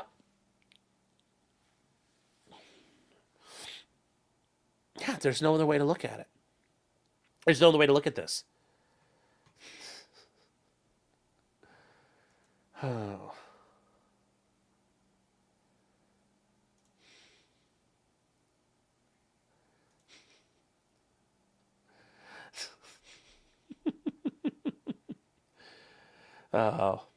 Oh, I got my hat. I didn't use toner. No toner equals orange hair. Oh, I don't know. We just used the shit you bought at like Drug Mart. We all got like, we all had, we didn't have school that day. It was like a Monday. There was like an in-service thing for the teachers. So we had practice like at 7 a.m. and we were done for the day. And then we all went over to one of the guys' house and we all did it. And like, you know, we all gave like one of the guys like a couple of bucks and his mom went out and bought all the packs of it and went to the drugstore. So yeah, I don't think we probably had good hair dye. I mean, we kind of just made shit up. Doesn't surprise me. Didn't surprise me. Didn't surprise me at all. So ultimately, Alyssa fucking fails. You know, they talk about the defamation claims. Even if she can allege that JT did all of this, she failed to establish that her claim arises from that contact. She doesn't prove any of this is researched, written, or produced in New York. She has nothing to offer here. Nor does she argue that JT used various New York-based content creators to create or publish the statements. You know, she's specifically stating they did not edit or verify his claims, only that they echoed and amplified it. Well, we'll amplify from Ohio. Alyssa Mercante's a whore! A whore! She sucks dick for money! Yes. She's jurisdictionless! Even if the court found these were sufficiently connected to the conduct, Alyssa doesn't allege these commentators interacted with the statements on various platforms. Instead, they claim that they relate to only other causes of action, those dealing with the defendant's alleged campaign of harassment. Accordingly, the cause of action cannot arise out of the defendant's alleged connection with these New York-based content creators. Yes. They call my Kotaku journalist a whore, Sean! They call me a whore! They say I suck dick for money!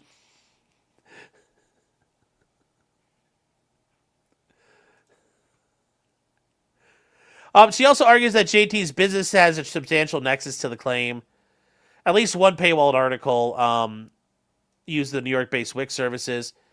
And it says to the extent contracting the Wix is done here, is transacting business, she can't assert the claim arises from this single act because it's incidental. He didn't set it up solely like, hey, Wix, I need it for this. I know you're in New York. Please publish this. It was already happening. Further, she failed to establish the defamation cause arises from the subscription services with Wix. You know, they do not relate to the use of Wix to offer subscriptions. Only that the statements were originally posted on Twitter can be found repeated in 2 articles. You know, Alyssa only alleges that one paywalled article is related to this. And however, defamation cause of action arises from JT's specific tweets. Therefore, the paywalled article is incidental. Meaning if he had only done it on a paywall, that actually probably wouldn't be enough to help her, but that would be a lot stronger of an argument. But the idea is JT already did it somewhere and he just republished it. So if those things didn't exist, you just have the Twitter ones and she's fucked there too. So. Yes, that's also correct, Cyanide Cologne. Well, I said I was a sex worker. Why are they calling me a whore? I don't know, Alyssa. I don't know. I don't know. So all other claims. Notice the court doesn't even bother. Court's not like, I'm not even addressing the rest of this shit one by one by one. I killed your defamation. The judge took her defamation claim and went like this. Pop! Right in the back of the head. She's like, I'm not even bothering with the rest of these. You don't rate a separate thing here. So, she argues the court has jurisdiction to her non-defamation claims because the business transactions have a significant nexus. Says, however, for the same reason, she failed to establish jurisdiction here on all the other claims. So you fucking fail all the way! She's like, copy and paste, bitch. Copy and paste. Copy and paste. And she says, even if you accept that JT's website is highly interactive, these actions are not related to the creation of the allegedly tortious conduct. You know, soliciting donations may constitute that, but the donation button was essentially unrelated to the publication under the lawsuit. Therefore, like, you're already doing it. These things all existed. JT didn't say, I'm setting up a special paywall. Pay me for this and only this article. There's the fuck Alyssa section of this website. That would be something that could happen. But it was already incidental. You could support JT otherwise already. So she got done like Stringer Bell pretty much, man. The court's doing her the fuck up here, and I don't know if she understands that. More importantly, these attorneys absolutely BTFO'd. Absolute BTFO'd. And it's one thing you losing a lawsuit, you getting a complaint dismissed or like getting shelled in court, but the idea that they thought this was like, did they think they were going to win here? I would really love to know. I would really love to know if they thought they were going to win here. I really do. I really, really do. I don't know if they would. So, and look at these websites. Look at all this stuff here, guys. These are all, you know, the court has no jurisdiction. You know, and then it says, although the defendant acknowledged he had contact with New York during his employment at The Intercept. This is a court case they're citing here. You failed to satisfy the something more standard because the contacts with New York were not related to the creation of an article. You know, interactions with New York users did not establish a claim that arose from New York contacts. Just all these cases here, just boom, boom, boom, boom, boom. Just you fucking lose, Alyssa.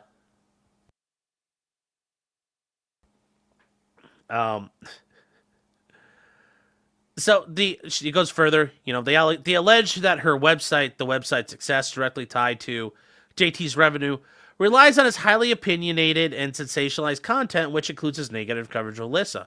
It's too attenuated. You know, the plaintiff asserts the defendant's primary function was to publish negative information about companies.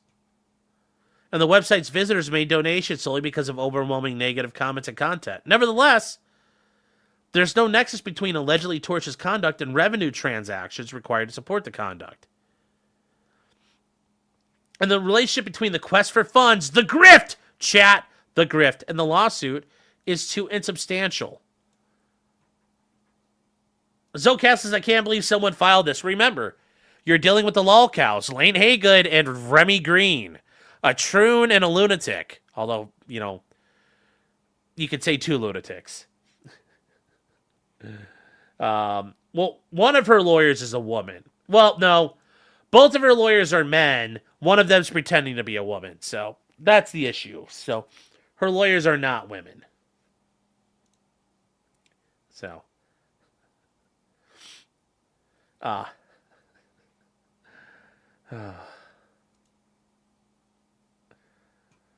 So. It's a tautology, Sean!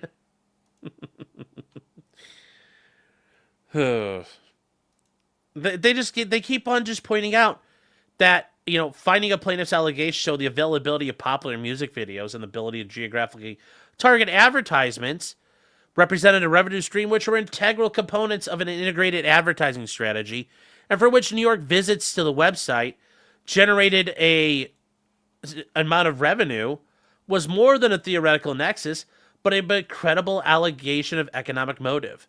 So you can see here, you have to do something like this to establish. And Alyssa, did you establish that, Alyssa? No. You didn't establish anything at all like that.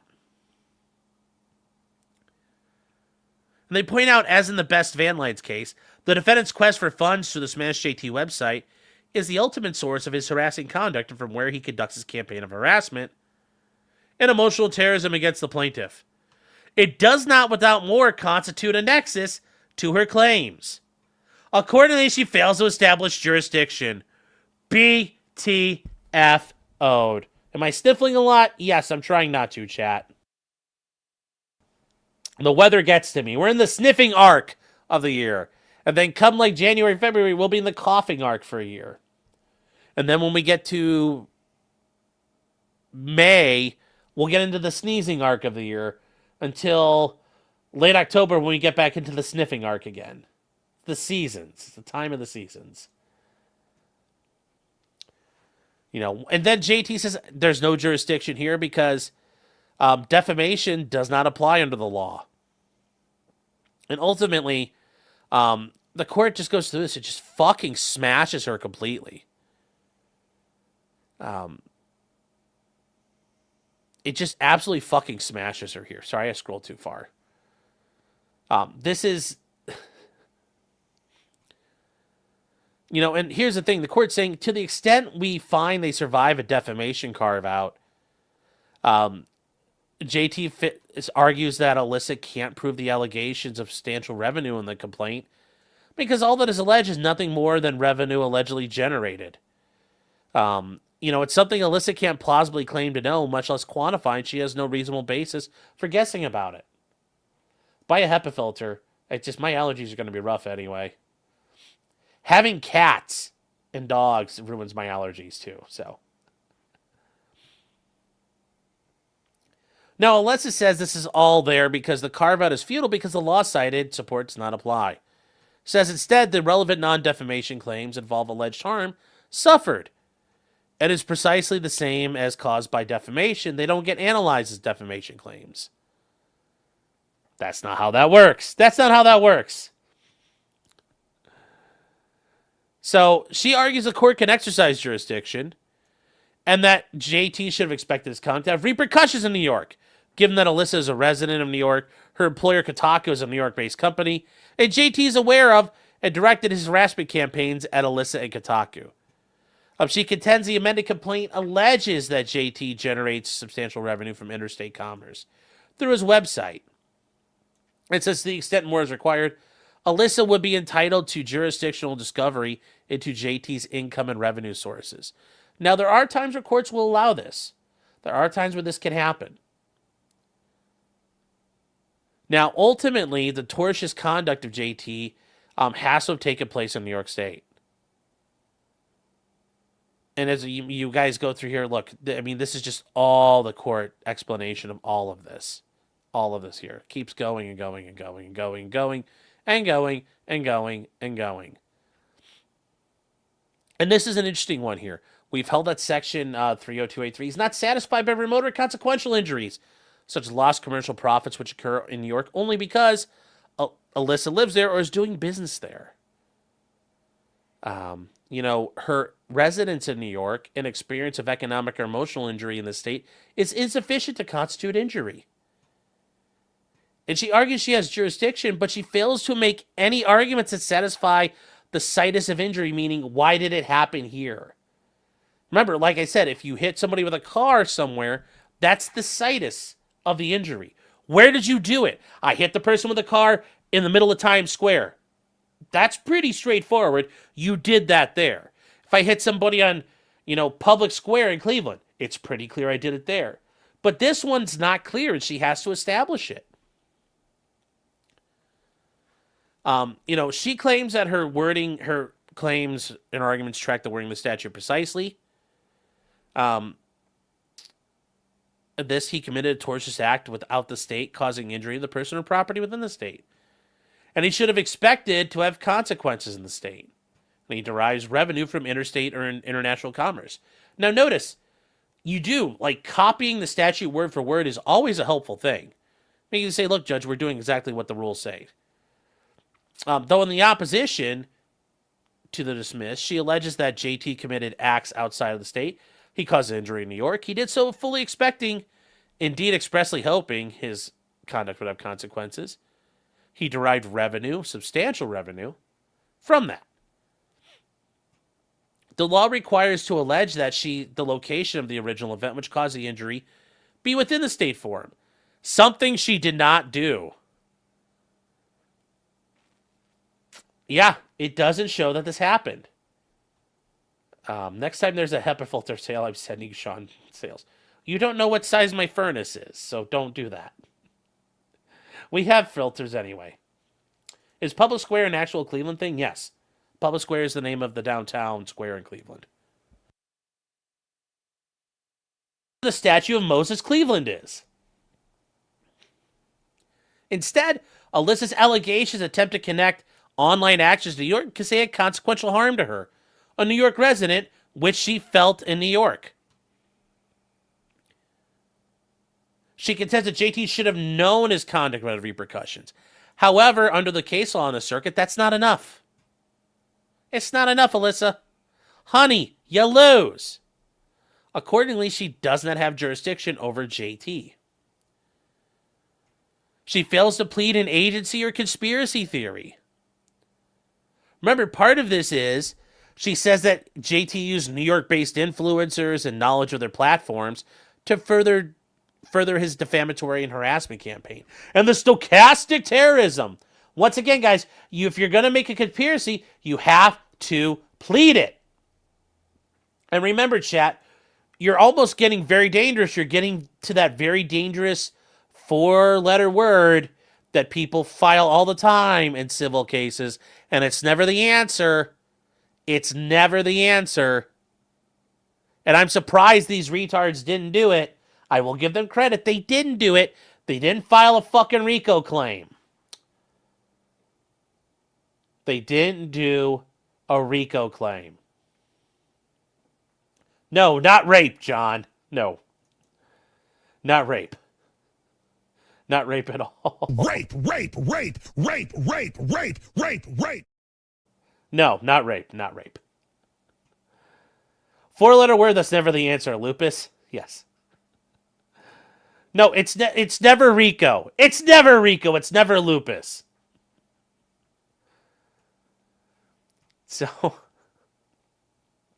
it says specifically, she says JT knowingly used New York-based agents to amplify the statements. So what did he appeared on Real Hypnotic? Who streams from residents in Long Island? 2 of the other people live on Long Island. The Toasty with the Mosty.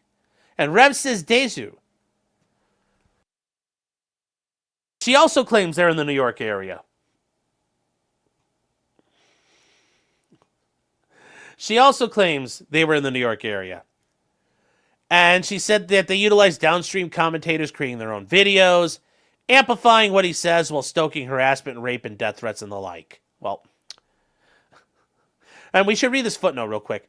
The case law Alyssa cites and relies on her arguments is unpersuasive, as it is inapplicable. In the case that she cited, the plaintiff had presented sufficient allegations the alleged infringement caused injury to New York, as the first effects of trademark infringement or dilution are typically felt where the owner resides and conducts business. Alyssa's claims are not for trademark infringement or dilution, and as such, both the law applied in this case and the court's ultimate holding are immaterial. Oh, no, chat. Oh, no. Oh, no. She also does not allege that the defamation case has any connection to her potential contacts in New York. Only a JT used such content creators, for example, to assist. So they're pointing out, I don't know about this here, girl. I don't know about this, girlfriend. Like, it's not holding up the way you want it to. Court's trying to point that out here. It says, Alyssa alleges that the prominent inhabitants of the defendant's ecosystem do not appear to edit or verify claims. Instead, the claims will reappear unchanged downstream of him in one or more videos, continuing the harassment. Alyssa contends these mount weasels, she knows all about mounting, chat, or getting mounted, are of the defendant's intent and by defendant's design intended to create an ecosystem that leads to rape threats, rape, death threats, die, and unlawful harassment.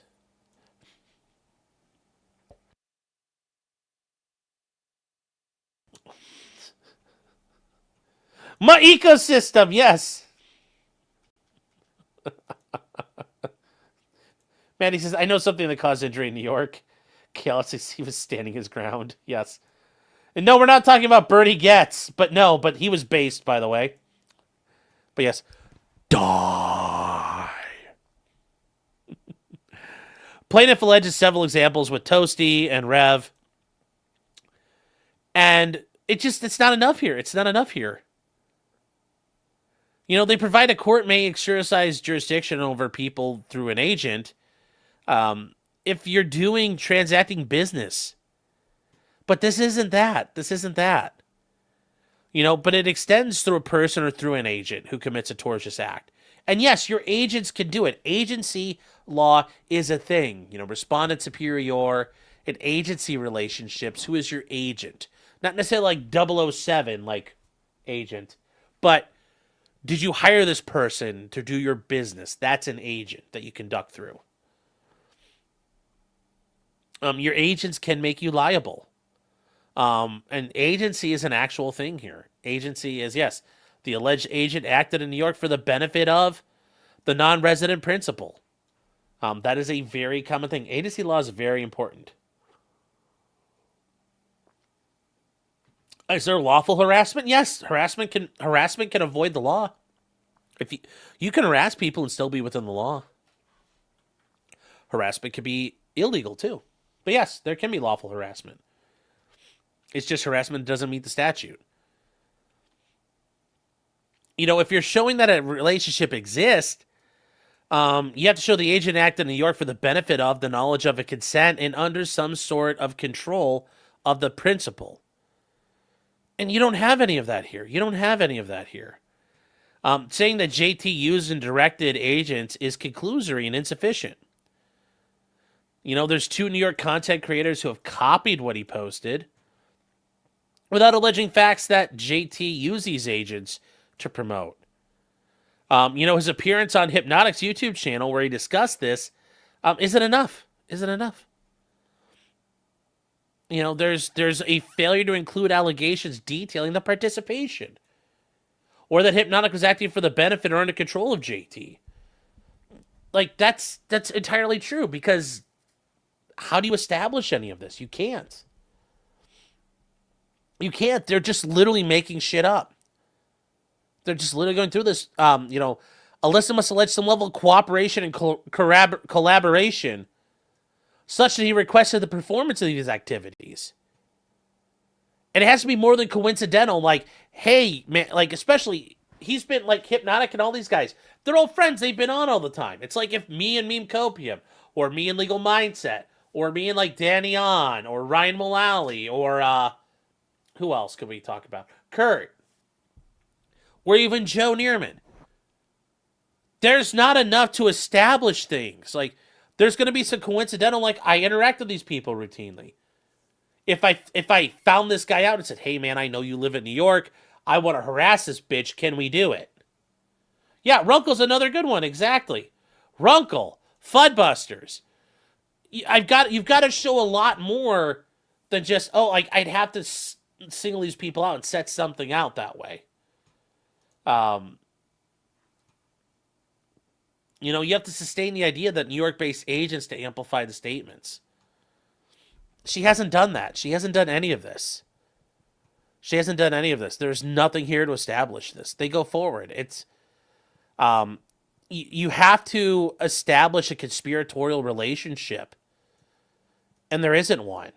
And merely everybody agreeing saying you're just a whore or you're a dumb bitch or you should be thrown out of a helicopter because you're a commie. That's not enough. That's not enough. That's not enough. These minimal allegations are insufficient. You know, they go into conspiracy. You know, you could include co-conspirators sometimes. You know, that conspiracy can satisfy a long-arm statute, and conspirators can be agents if it's appropriate, if you're attributed to the defendant for the purpose of obtaining personal jurisdiction. Sometimes you can. You must allege a conspiracy existed, the defendant participated, and the conspirator's overt acts were in furtherance of the conspiracy, had sufficient contacts with the state to subject that co-conspirator to jurisdiction. Yeah, this doesn't work. None of this is here. None of it's here. You know, using people in New York to amplify this it fails. It fails. She doesn't do anything. She doesn't establish this. She fails to allege the overt acts that specifically took place in furtherance. She doesn't do anything to show this. And without more, she can't rely on conspiracy. Now, here's what's going to happen. The court is giving her a lifeline here. And this right here, guys, this isn't a win for Alyssa. This is a warning, actually. This is a warning.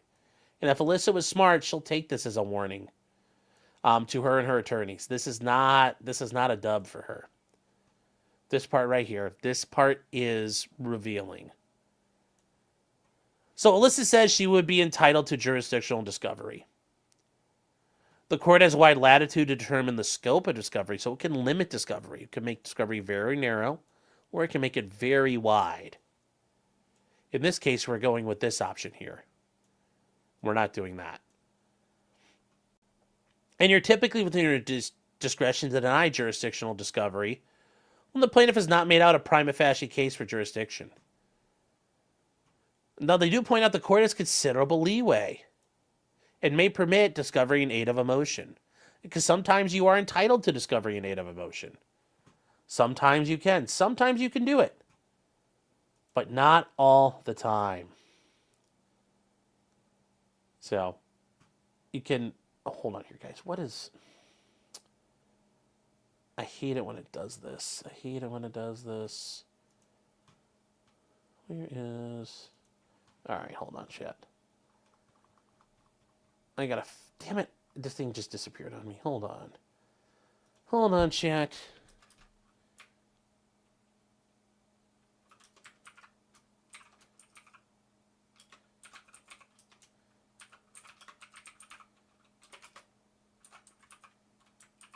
There we go.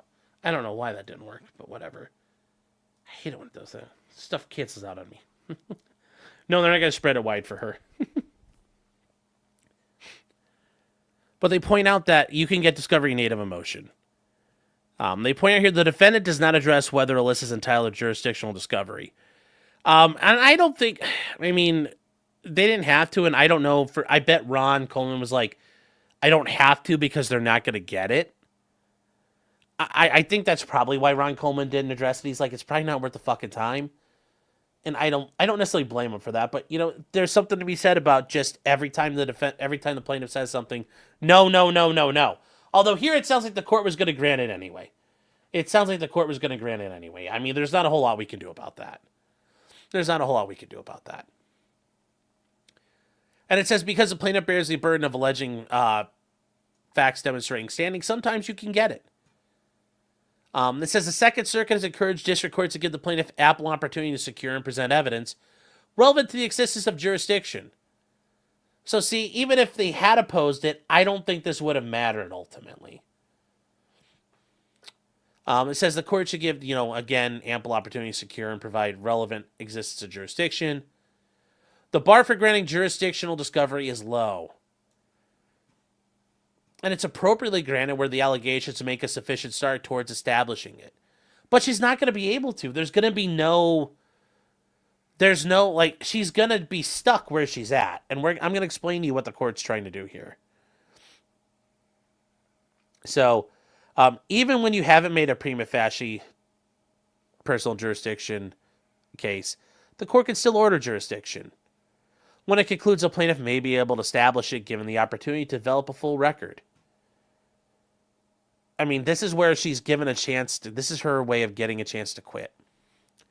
So she's failed to establish personal jurisdiction. She's failed to establish any specific actions which cause injury. She's failed to establish the defendant availed himself of conducting business in New York through the Smash JT website. She fails to establish a substantial nexus between his activities and the causes of action that arise as conduct. She fails to establish or plead an agency or conspiracy theory at this point through the 3 alleged New York contacts. However, she has done a sufficient start to establishing jurisdiction with regards to the JT website and the New York-based contacts. She's failed to meet it, but she's tried. So what's going to happen here? So she's going to get the chance to keep moving here. So she grants jurisdiction to determine defendant Smash JT's website interactivity and business conducted in within New York and with New York residents. Now, what's this mean? They're going to try to ask for how much money he's making. And you know what they're going to get with that? They're going to try to get customer information. So they're going to try to dox people because they're fucking assholes and shitbags. And they're not going to get it, and they shouldn't get it. The defendant's revenue generated through the Smash JT website in terms of subscriptions from New York residents, if that's even verifiable or quantifiable. And the extent of the defendant's relationship with New York-based content creators limited to Hypnotic, Toasty, and Rev. And any other connections JT, the website, Twitter, or YouTube have with New York and New York residents. Now, that may sound like a lot, guys, but it's not. It's not. And here's the court going on here. After the parties have concluded discovery aimed at this resolving the outstanding uncertainty, the plaintiff can seek to leave the court, leave a court to amend pursuant to the rules of civil procedure. She can ask whether the court grants it or not. This is the court's way of saying, though, if you ask for it and you can establish it, we'll probably grant it.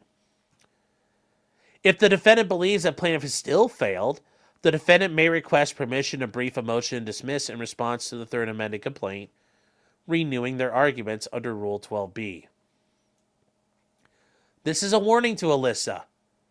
Do you wish to go further? Because here's the thing. If Alyssa goes into this discovery and she loses, things are going to be a little rough for her. So for the foregoing reasons, the court denies a motion to dismiss for lack of personal jurisdiction without prejudice, which, upon leave from the court, can be refiled after the parties complete and limited discovery. They have 45 days to do this. And plaintiff has to file a letter within 7 days of the close stating whether they intend to continue pursuing claims. Now, here's where it's going to be tough for Alyssa. If she does this and makes JT spend money on discovery and she loses or there's nothing there, she's probably going to have to pay for that. If she went out right now and just quit, I don't know if JT would be entitled to any attorney's fees at this point. If she drags this out, though, I think she's in a lot of trouble. If we go through discovery, she's going to have to pay a cost for that. If she, gets through all this, there's going to be a lot of problems. Now, how are they going to find this information out? You have 45 days to figure it out. That's a very short window to get documents and things together. But remember, they're getting a very narrow amount of discovery done. So are they going to be allowed to depose certain people? Maybe. But you're going to try to depose Hypnotic or Rev or Toasty. They're not going to respond to subpoenas. They'll probably fight them. Are you going to try to depose JT? I don't know what the hell he's going to say because he's never going to support what you're trying to get at. I don't know what they think they're going to find. So if I was Alyssa, I would just take my L quietly and go home. Leave on this mark and then just be done, because if she keeps going, I think she's going to be in a lot of trouble. Now, like I mentioned this earlier, how does the limited discovery interact with the anti-SLAPP statute? Remember, we're not in anti-SLAPP territory right now. We're on personal jurisdiction. If she loses on personal jurisdiction grounds, then the SLAPP thing we don't even get to it. And that's the issue here, I think. And this is where I will defer if Ron Coleman's sitting out there, after, completing Shabbos, and he's like, this fat fuck doesn't know what he's talking about. I'm happy for Ron Coleman to correct me on it because I will defer to him in this. If it dies here, there is no anti-slap issue to rule on. Personal jurisdiction kills the case, meaning you have no authority over him, period. So I don't think we get to anti-slap. So there is no mandatory attorney's fees. There's no mandatory, triple, damages or anything like that you can get back. Like I said, if Alyssa drags us out for another 45 days and tries to do discovery and act like a dickhead, she's going to get fucked at that point. Like, if this drags on to a third amended complaint, she's toast. She's fucking toast. That'll really be bad for her. But if she just she stops here and just like, we dismiss and we don't ever file again, I don't think you get attorney's fees at that point. I don't think the court would award them. Should I think the court should award them? Yes.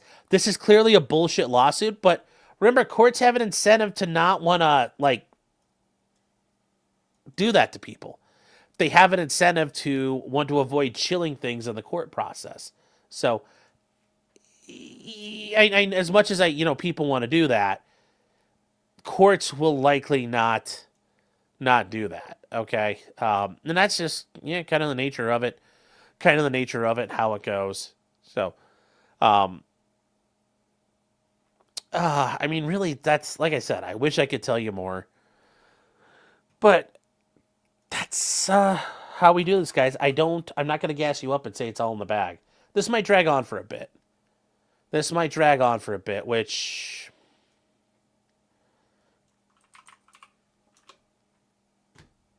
I don't know. I wish I could tell you that, but we're stuck with this. We're probably stuck with this for a little while here. Let's see here. What happens if Alyssa backs out but then refiles again? Will it start over, or will the court tell her to get bent? Well, she could do more. Like, she could, as long as it's within the statute of limitations. This is actually a good question. She could come back with her own research. She could go out and hire like a PI or hire some people to go out and do external, additional research on her own. She has every right to do that. Now, that way she could come back and say, look, I'm new and improved. We're bigger, bolder, and blacker. We're ready to go. But she's probably not going to get anything because there's nothing else to get. That's what she needs does not exist. How do you find something that doesn't exist? I don't know. So that's kind of where I think she's at right now. That's kind of where she's at, if I had to guess. So even if you came back with it, you can provide that, though. I mean, it's a very good question. Can you show back up on your own? 100% you can. 100% you could show back up. But what's she going to do? I don't know. What is she going to do?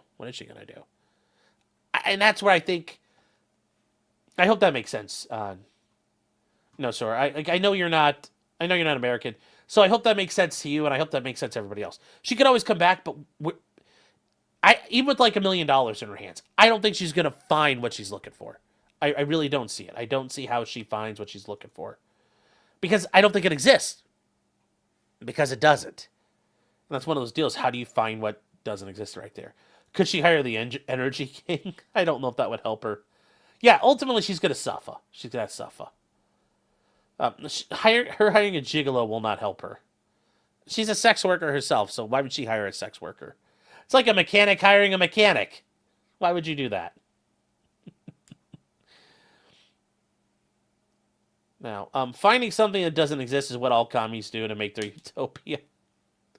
Very funny, very funny. Very funny, very funny. But no, I'm curious to see what they do. Like I said, I don't know, trying to depose JT is going to do anything, but requesting more documents and some financial documents, if I'm JT, I'm going to oppose a lot of that. So how far I really don't know. I don't know how far we get. I'm hoping, Ron Coleman is a bulldog when it comes to this shit. He's very good at what he does. I think, he'll be making her suffer. So I just don't know how far they think they're going to get. And hopefully this is where Alyssa's attorneys, that they're actually being counselors. And this is part of your job as an attorney. You have to sit your client down and say, listen, you can give me money. I don't know what it's going to do for us. We're kind of done. That's what a real attorney is supposed to do. You're supposed to counsel your client. You can't just sit there and keep gassing up saying, "Yas, girl, we got this," because eventually you don't got this. Eventually, it's done. So, are her attorneys going to do the right thing? I don't know. I hope they do. I don't know if they will. But Alyssa's done at this point, and they really should be telling her they're done. But once again, that's why you get attorneys who aren't like you. You want some conflict. You want some difference, because that means there'll be pushback. You know, she's a true believer, and she hired true believers. So guess what? They're truly believing in the cause. Whereas she hired somebody who wasn't a true believer, you could say, I don't know what fucking, delusional world you live in, but this ain't it. That's the problem here. She's working a real job now. I don't see her having money to play court games. Well, see, this is different here. There is something here, and I agree with this theory. It's something that Null over on the farms has proposed. That Liz, hold on, is it here? Let me see. I got to find this comment from earlier. Yes, I agree with Null that Liz Dong Jones, also known as Elliot, a famous tranny in Silicon Valley, is probably funding this. She's probably getting funding from people to help support this fight. So I could see this being drug out for a while. I could see this totally being drug out for a while. And yes, the stochastic terrorism angle, because this is a vehicle to get that stochastic terrorism case into the law. And to be fair, just because you're proposing a novel theory of law doesn't mean your case is bad, because the first case of intentional infliction of emotional distress, somebody had to be that first time that ever came about. That wasn't, law only exists when things happen. So before that, there wasn't tort law, intentional infliction of emotional distress. And eventually someone filed a cause of action and a court agreed and a court established, a legal framework around it. So you have to, sometimes you are the first. You're going to be the inventor or the person who's able to successfully bring that claim. It's tough when you're doing a novel theory of law, because the legal jurisprudence is receptive to novel ideas. It can be, but it's not super open to them, and nor should it be. It should be very hard to create new causes of action. It's better that way for the legal system. But I agree. I think that she's got some people helping her here. 100% I agree. Joe Morris says, I cannot absolve you. There is no sin. Mega based. Thank you. And Kia Patrick says, yes, stochastic terrorism. The popular term among online progressives. Yes, they think that the Nazis on the right always engage in stochastic terrorism. Now that we do. Natasha for $2 says, N. John Gordon for $1.99 says, I. Jamie Moodley. Moodley. It's been a mere 15 months. Thank you for your support. It says G. Winter Soldier says, you're looking for Amaranth-style content from Sean. Oh, I won't fake the home invasion thing. I won't be faking home invasion. Like, if we're kicking it off, man, I'll be like that British guy with the train thing where he's like, ah! And you'll see me with a gun. I'll be like, it'll be a cam of me going, ah! Wow! As I'm doing it. It'll be great. It'll be great. Amon Rezu's been a member for 18 months. Says G. Kev the nerdy Ma is saying Sean's the man. Well, thank you. I'm glad that I'm a man. I appreciate that. Chinny has been a member for 19 months. Says E. Thank you for your support, 19 months. An amateur iconoclast for $2 says R. I think we're trying to spell a word there. I'm not sure. I'll let you figure out what that meant, chat. That's up to you. That's up to you to figure out. Tim Beatty says Russell Greer would have an appendix with all the harassment. I love Russell Greer. Yes. Torger the White says, I'm about to give support, bish, tax-free. If below 25K. Yeah. Oh. John says you can't support me because of my anti-ham bias. Well, suffer. This is, anti-ham now, anti-ham forever. Quotes great George Wallace. Luke says she's probably got saggy flats. Like, I know, but she's like, you could find them out there. It's like, they're not like, it's just nothing special.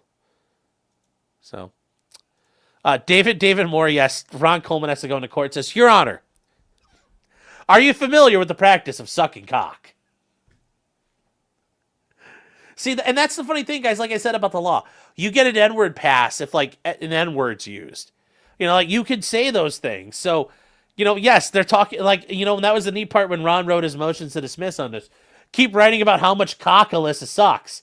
And that's the funny part. You can do that. You can make it a mockery. And if they go to, like, if they ever have an in-person hearing, Ron can be like, Your Honor, this is just all about sucking cock. There's nothing wrong with sucking cock. And Alyssa probably sucks a lot of good cock. But that's just not defamation. We know she sucks cock. Mama Source Rex says, Sean, don't change. Well, I'm not saying, and I appreciate that. I saw your comment earlier. I'm not saying change my like content, but I was just like, sometimes I think, oh, I could do it earlier. I know some people would benefit from it. I enjoy listening, just explaining why I've been MIA from chat. You and I, guys, and I say this to people, you owe me no explanation why you haven't been here. Whether it's you went and fucked off to some other channel, you picked up a hobby, maybe you thought I was gay and you just got bored of it. You guys have every right to come and go. It's like the Patriot. It's a militia. You're free to come and go as you please. So no apologies ever necessary from you guys. Remember, this is a one-way street. You know, I'm here. Whether or not you're here, that's okay. There's no obligation for you guys to be here. You guys are here because you want to be here, and I appreciate that so very much. So I hope you guys understand that. Does Mercante identify as a Californian? Yes, somehow in California, or New York City, though. We already answered this. Don't tell this all to Acer Thorn. Well, yeah. Okay, let's see here. Kia Patrick says, when I think of tortas, I think of an aluminum shack down in Merida. Yes. Jefferson's Post is overbroad long arm would be bad for Wall Street.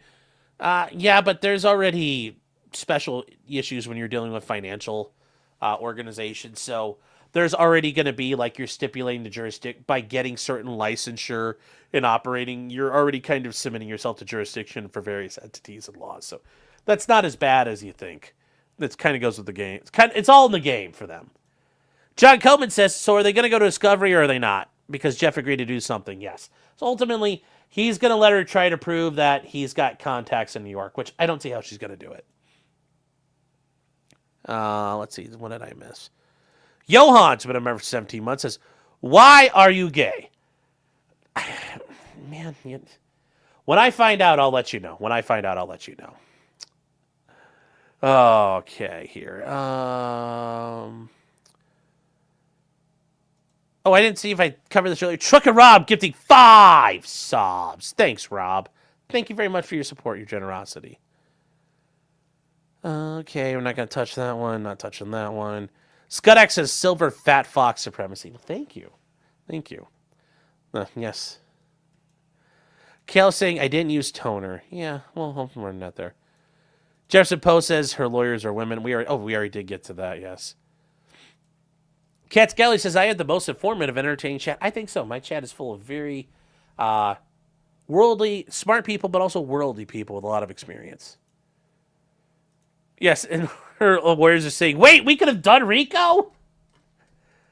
But no, I was expecting that from them, and they didn't do it, which I'm very disappointed for Bilal Cows. Noster is asking a question here, too. How does I didn't read this yet all the way through here, but I saw it, so I flagged it right away. How does the fact that Kotaku is not a blog that targets New York residents, but countrywide, does that play in the argument for Melissa that JT obstructed a New York business? No, she's arguing that JT interfered with them keeping her hired as a writer. She tried to initially argue that because of JT's stuff, that they refused to hire her and keep her retained as a is a writer for the company, and they released her from her contract. Although we did see multiple comments from Alyssa that actually she wanted out. She makes that claim in the lawsuit, but she's made other statements on Twitter and other parts of the internet where she's like, "No, I didn't. They didn't fire me. I quit. I didn't want to work there anymore anyway." So that's the tortious interference issue that she's alleging. So I think that if that doesn't answer your question, let me know. Okay, let's see here. Einbrecht for 5 loonies or 2.5 toonies. Says, I dislike Smash JT, but Alyssa Mercante having a suffer face is too good to pass up. She's always suffering, though. Like, her life is entirely suffering. She... And unlike Kaz, you don't feel bad for her when she realizes that, why are we here just to suffer? You don't feel bad for her in that regard. There is no punished Alyssa. It's just Alyssa. This is a win for me no matter who loses or bows out. I understand that. EDW Raptor says Sean can't fake a home invasion. No one will believe it because Clyde is such a good guard dog. Yeah. Well, that'll be the funny thing. Like, I'll fucking canoe somebody's skull and there's like brain all over. And Clyde comes up and just like... The cops get there and the cats are just like eating the guy's brain out of his skull. You hear the cats just like licking it up, licking the goo up everywhere. Be so funny. Clyde's rolling around in the blood. Then he gets up and it's like it's not pee, but he's rolling around in all the body parts. It'd be great. Why do I hate Alyssa clips? Well, what? Hold on here. What the hell did I miss? I was reading all the other things, chat. Okay, what did I... Sean hates us. I was reading other shit, chat. What the fuck? Yes, a shootout. It's a fucking shootout. Like in the Westerns. Yes, I love that movie. Potentially fentanyl says, don't know why you want daily death threats. You have them 24/7. Your heart screaming under your man melons. You might not be able to hear it through the extra 300 pounds. Well, thank you. So what are you guys screaming about here? I don't know. What the hell? EDW Raptors. Okay, I got that one.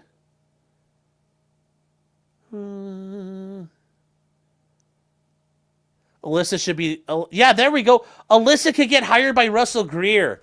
And she could get pimped out at his brothel. She could still be a sex worker. And Russ... they'd be the best. That would be the best. Dark Horse Productions says, being anti-ham is wild, but I don't judge you, sir. Well, yes. I'm accepting of people having their own unique preferences and experiences. Yes. Oh, what did I say here? You're here because Sean has my nudes. Well, they're very tasteful nudes. Very tasteful nudes. Epic Face says, Santa beat my kids! Well, it's very weird because I don't think anybody had brought that up yet. But yes, it was a very weird thing to say. Let me see here. J-Rock's been a member for 26 months, says, and J-Rock, thank you for being here. 26 months, man. Yes, the brain water. Oh, I remember that from the, that was from the fucking Murdoch trial. And guy, he talks about some guy getting his head, one of the people got their head canoed, and he's like, I saw the brain water. And this is literally a quote from the police officer. When I got there, I saw the brain water laying around. Now, I think he meant the, like, cranial fluid and the goop in the brains. And if you've never seen guys, people get shot in the head, like, fucking goes everywhere. Especially with a rifle. Like, it's just... And the brain water, you know, the cranial fluid, the blood and the brain. Yeah, it all turns into goop. Makes you wonder, has the body ever been found inside a cat lady's house? Yes, people who have cats, like, People have been found dead for a while, and the cat starts eating them, or the dog starts eating them. That the animal isn't getting fed, but also it's just, they're, at the end of the day, especially dogs, your dog is a wolf. No matter how far removed, it is still a wolf deep down. It can still bite. It can still do all that. And cats are, cats are cats. Cats are assholes. Alyssa sounds like Alyssa, Sean. I wasn't paying attention. I was very confused for a second. Yes. I'm built for comfort, not for speed. Very true. Dagamore says, sorry I'm running late. Can you start over? No. I cannot. Natasha for $2 says, yes, the Mobius Alliance, yes. John Coleman says, Alicia should go to Stoney's. That would be very funny. It would be very funny if that happened. Chat is wild tonight. Oh my God, you guys are fucking crazy tonight. It is in a good way, but yes, very wild. John Coleman for $2 says, gee. Joe Morris says, water is fluid. Effluvia. I didn't say brain. I said water. Guys like the brain water. It's a circle of life. Yes, it is a circle of life. Clyde's gonna eat Sean one day. He might. He'll be eating like a fucking king, let me tell you what. Yes, they're eating the cats. They're eating the dogs. They are. And cats eat meat. Yes, they do. Yeah, sure, I could start over without 50 donos. No, chat, so we're going to stop. We're going to work on a model here. I want to work on a model tonight, chat. Because I went and played Bolt Action, I got to work on the Stug. We're going to build the Stug tonight that I have. We got the Stug 3. We got that Stug Life, the assault gun. We're going to get that built tonight, chat. Because we're based like that. We're going to do that. Malcolm Combs for $2 says, if you pass, Clyde will never need to be fed again. Yes. What am I doing? Says, can you explain who Mao is in your Discord? No, you're going to have to go there to experience it. Some things are best left experienced. And J-Rock is correct. Yes, Sunday night at 9 p.m. Eastern, Assholes React with Whiskey 77 and 3 beers. Guys, if you want to see some dudes hanging out, dudes being dudes, bros being bros, just having some fun. They run a great show, guys. Show them some love over at A-Holes React here on YouTube. They would appreciate that. If you can't make it out, just go click on the link, give them a sub. I know they would appreciate it. Salvatore says, Ohio people talk like Philly people.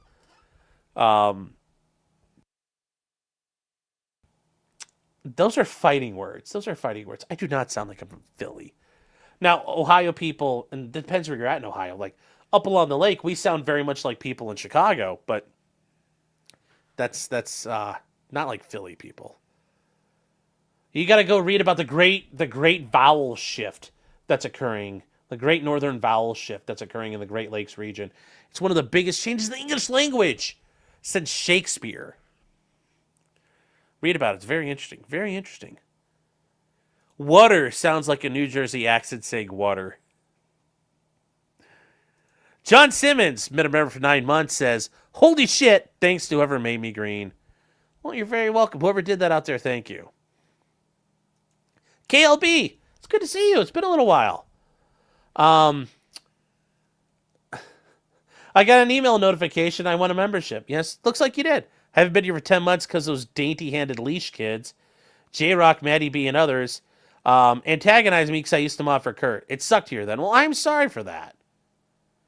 And remember, like I said, if people are giving you shit, that's like one of the few rules we have. It's one of the few rules we have. So, welcome back. Good to see you. Good to see you. Yes, we're doing a model stream tonight. Yes. Robin Hood the Stug, correct. Make sure Clyde has ketchup when he eats me. Well, he's gonna have to suffer. Gonna have to eat me. Gonna have to eat me alone. The bowel shift? No, the vowel shift. Do Ohio people drive like Philly people? No, we don't drive like assholes.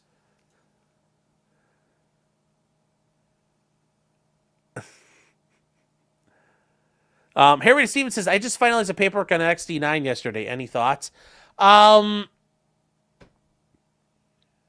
mean, like, they're okay. They're okay. I'm not a big fan of, like, a grip safety on a handgun if you don't need it. And that's just because if you aren't able to get a proper grip for the grip safety, you can't fire the gun. But other than that, like, Springfield's fine. Like, yeah. And I love how they write grip zone on it so you know where to grip it. But other than that, yeah, XD9s work great. You know, they're better than the initial batches, like, 20-some years ago. They've come a long way. So it's not a bad idea. Although I do know people who, they have an XD9 and they just put some, like, grip tape or, like, a little bit of, like, a bike inner tube on their pistol grip. And they clip it over the grip safety. And there's a funny story that, like, back in the early 1900s, a U.S., or, like, I think it was a marshal or somebody or some lawman in Texas, he had a 1911, and it was cocked and locked, as you're supposed to carry it, and he had done something where the trigger, the grip safety on the 1911 had been, like, taped down or wrapped in a way, and somebody was concerned that was dangerous, and he's like, and I forget how he said it, but he's like, my job's to kill people. I want to make sure I can do it under any circumstance, or something like that. And it's like, it's. Other than that, I think it's fine. I think an XD9 is an adequate handgun. And guys, I don't give a fuck who she mods for. That's not a reason to fuck with somebody. So, I will fucking fight you over this. I will fucking fight you over this, Iconoclast. Those are fighting words. Yes, the bowel-shaking earthquakes of doubt and remorse. So,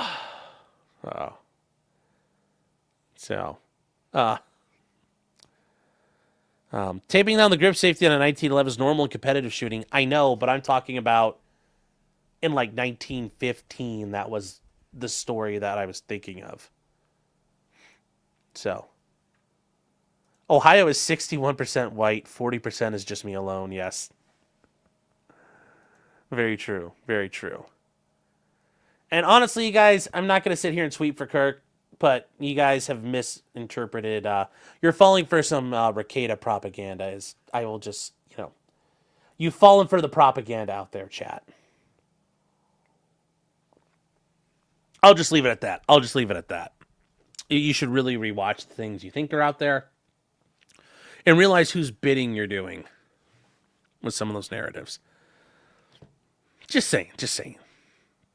But with that said, chat, we are going to wrap this up. And we are going to do a model stream. We are going to do a model stream over on the model channel. And we are going to do a Stug. A Stug is a German assault gun. If you guys have ever seen pictures of hold on here, we're going to schedule in. What time is it? 11 now. We'll do 11:45 because we'll have time to get that all set. Let's see here. The Stug 3 was a German assault gun, and the Stug 4, they were tank destroyers, basically, and assault guns. So these were ones where it was cheaper. You put the tank cannon on a tank body, but you don't build the turret because it costs money to build a turret. So it's cheaper. And now you have all the advantages. You just don't have a turret now. So we will redirect there, guys, but I just want to let you know what that is and where we're going. What it is we're working on. And we're going to be building this for the Bolt Action tabletop game. Like I said, I played it last night, and I wish I had the chance to bring in my... I wish I had the chance to bring all my stuff, but all my guys are not pedestaled yet. So, but I brought my half track, and it was the belle of the ball. So it was a lot of fun with that. I enjoyed it. I very much enjoyed it. And yeah, it's really got me fired up to want to finish this and knock it out tonight. So we're going to do that. And why will this not work over here? Come on. Let me see here. Customizations. Dream of Californication. Come on. Also, there might be some writing tonight. Things might get a little spicy. So, if that's the case, we will watch some writing. We may watch some Flash, I don't know what we'll be doing tonight, chat. We'll be doing something, but we will be doing it. So, do you ever look at those pictures you sent me? I did. So,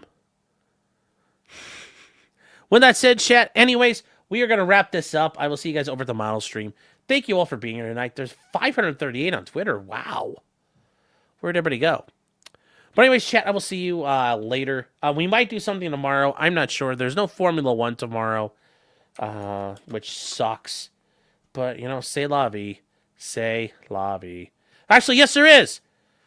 The Brazilian Grand Prix is tomorrow morning, or tomorrow at noon, which will be good. We will watch the Brazilian Grand Prix over at Locals, chat.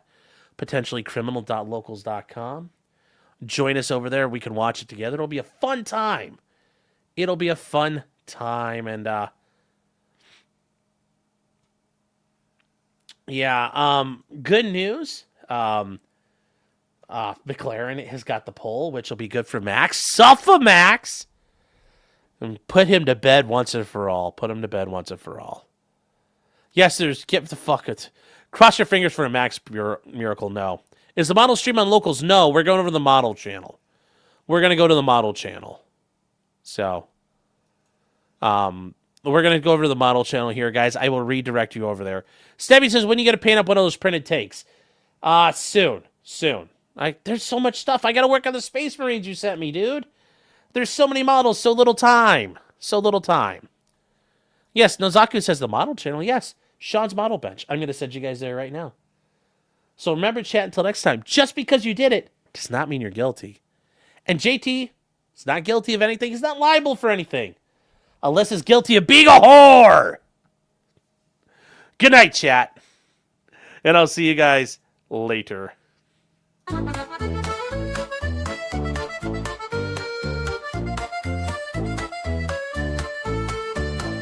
Weapons, blacksmithing, and models of planes, esoteric works, and even some trains. Much merriment had while drinking White Claws, tips on hunting, and even talking the law.